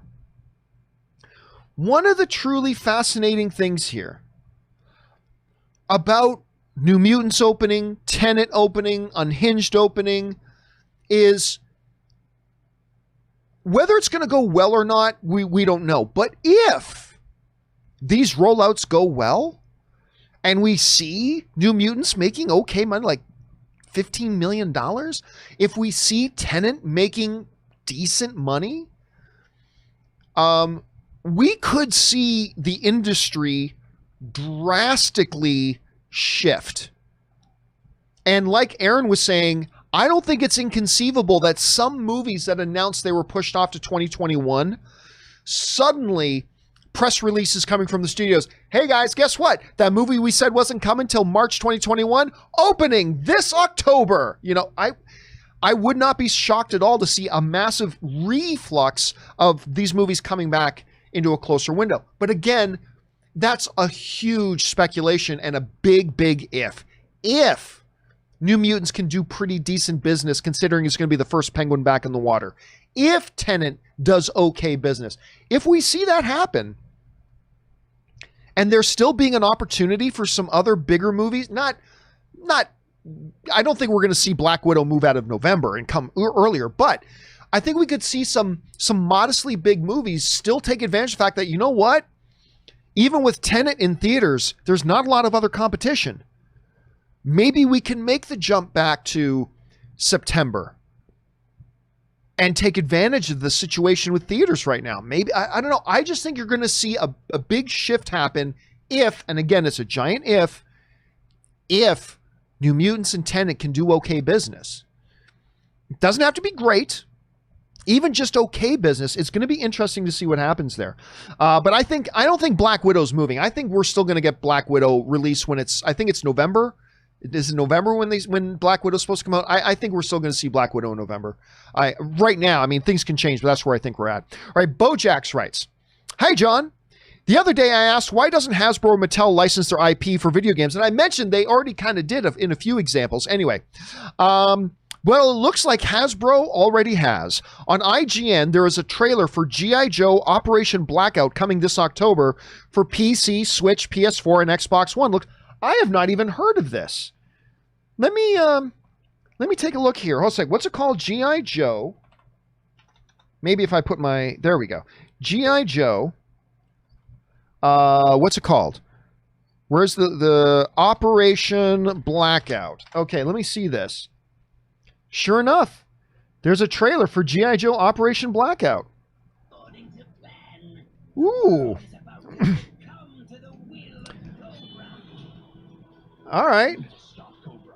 It's kind of got a little bit of that animation style. New story. G.I. Joe. All right. Yeah, I'm in. I'll check that out, especially if it's going to be on PC. Then I'm definitely going to check that out. Thank you for bringing that to my attention, Bojax. I appreciate that, man.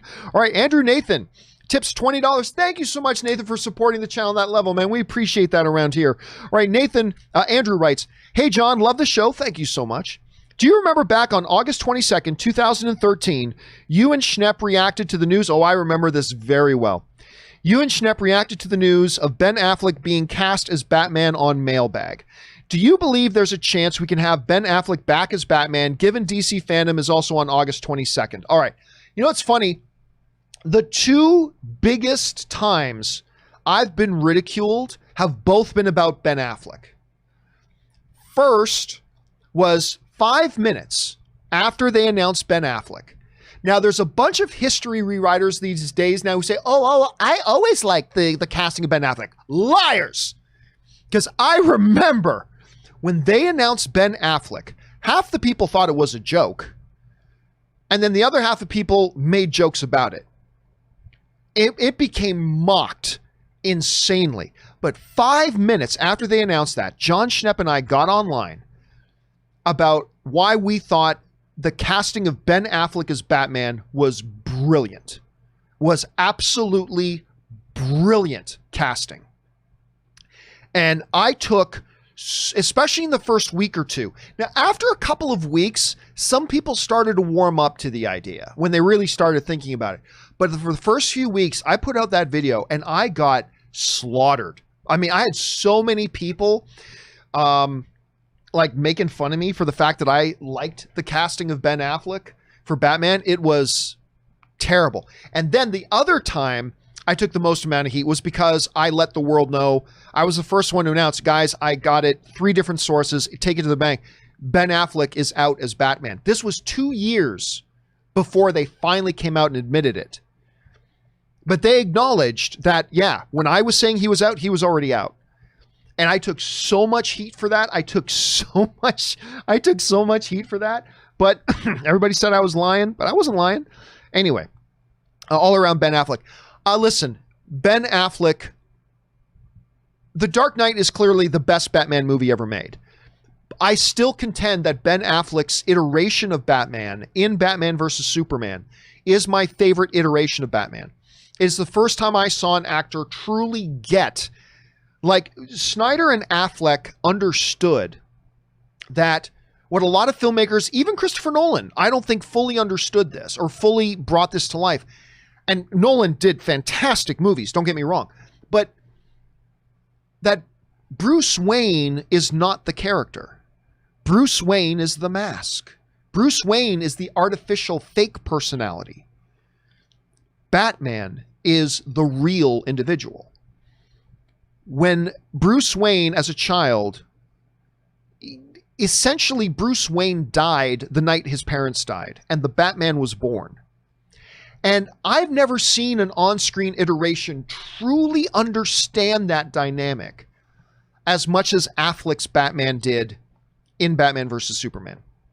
And again, I'm not saying it's better than The Dark Knight. Of course I'm not saying that. I'm just saying that that is an aspect of Batman that I think they nailed, and Ben Affleck clearly gets that, and I thought we were going to get that in his own standalone Batman movie.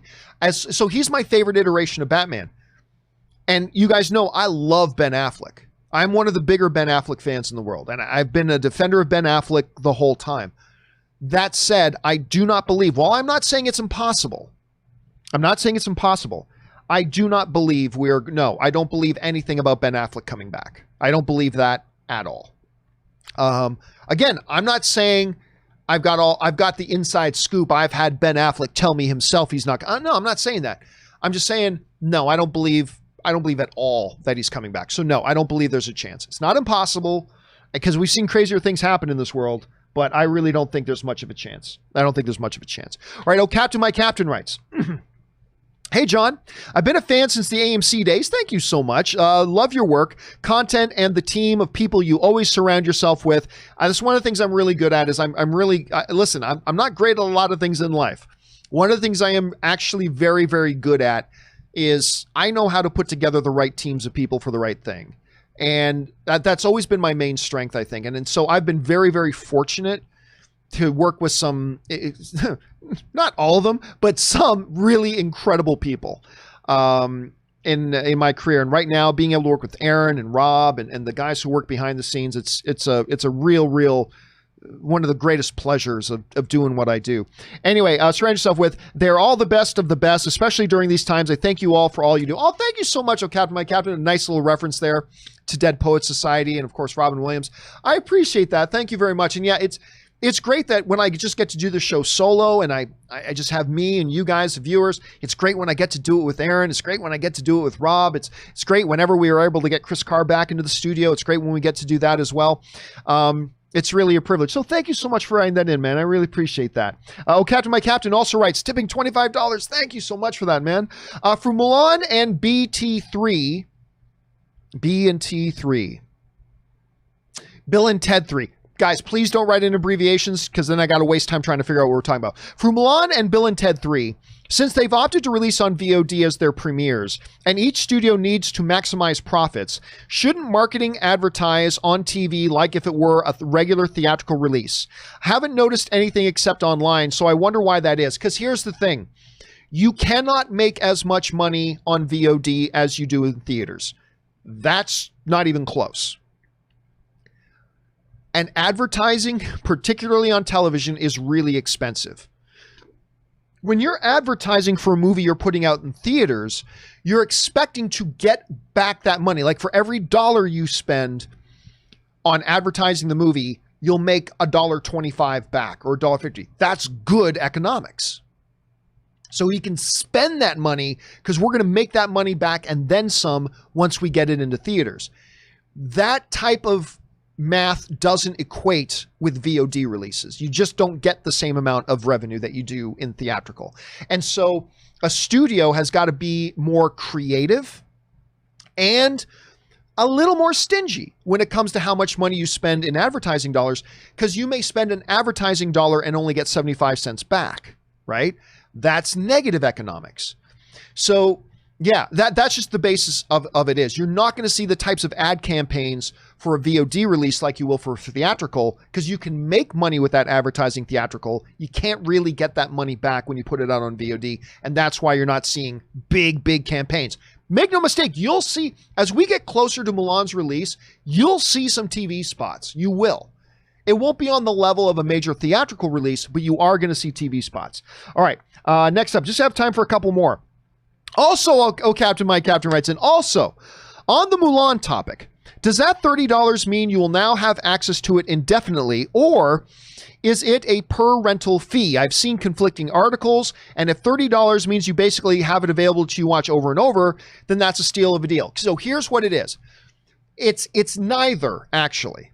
What it is that if you pay $30, like, okay, Mulan is coming out on Disney Plus.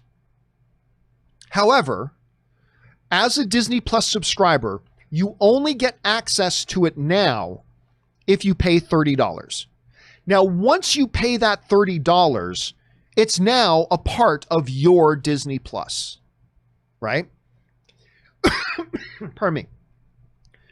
You don't have it indefinitely. You have to still, like anything else on Disney Plus, you have to continue to pay your $7 every month. So once you're not on Disney Plus anymore, you no longer have access to that movie. But if you are a Disney Plus subscriber and then you pay that $30, then Mulan becomes a part of your Disney Plus lineup. And it will be there as long as you're a Disney Plus subscriber. Now, if you're a Disney Plus subscriber, you can just wait 12 weeks and then it'll be a part of your Disney Plus experience anyway, without having to pay the $30 upfront, if you just have the patience to wait a little bit. So yeah, once you pay that $30, if you're a Disney Plus subscriber, and as long as you continue being a Disney Plus subscriber, then you continue to get access to that just like it's anything else on Disney Plus. Hope that clears that up, oh Captain, my Captain. And again, man, thank you for supporting the channel on that level. We appreciate it very much. All right, Greg Scott Bailey writes, one of two. John and fans of the filthy, I'm making a movie. Good for you, man. Sort of. Thanks to the momentum of chat here about getting off our butts and just doing it, I'm working on storyboards, and piecing them together in Adobe Premiere to see how it flows. That is awesome, man. I want to challenge others, encouragingly, of course, to do that creative thing they've always wanted to do. It doesn't matter if it's good or bad, if millions like it, or if 10 people like it. Just create, find a way to do it, and just do it. Greg, I could not say it better myself. I couldn't say it better myself. I just think you don't have to do something creative as a living. All right? That doesn't have to be your profession. But I think everybody needs to be involved to some big or small degree in something creative. I think the creative part of who we are needs to be exercised a little bit. And for some people, more than others. A lot of people have dreams about writing a book, planting a garden, becoming an architect, making a movie, starting a podcast, but everybody just sits around and waits and doesn't do anything about it. you got to make a commitment to say, I'm going to be somebody who, when there's something that I want, maybe I'll get it, maybe I won't, but I'm going to do things to try to accomplish that. Just get off my butt and start doing it. And Greg, you are clearly one of those people who's getting off your butt to start doing it, and I applaud you for that. All right, guys, listen, we have unfortunately run out of time today. We've hit the 2-hour mark. But listen, everybody from Jared Leon, the Nightman, James Germain, and on, do not worry. On tomorrow's show, yours will be the first questions we get to on tomorrow's show, guys, all right? So don't sweat it. Tomorrow, yours will be the first up, and then we'll get into the new questions as well. And you know what? Because tomorrow's Friday, we'll leave a little bit extra time tomorrow to make sure we get through all the questions tomorrow. So guys, special thanks to Erin Cummings for being here. Make sure you guys follow her as well. Thank you to all you guys for making this show a part of your day. There's a lot of other things you could be doing. The fact that you spent some time here with us is really an honor that I'm very cognizant of. And a special thank you to all of you guys who sent in those live questions, because you gave us great fun things to talk about, but also you supported this channel while you did it. And all of us here at the John Campea YouTube channel, thank you guys very much for that. Guys, remember, do the 4 main things, please. Stay smart, stay safe, take care of yourselves, and please take care of the people around you. That'll do it for me for today, guys. Thank you so much for being here. My name's John Campea, and until tomorrow, my friends, bye-bye.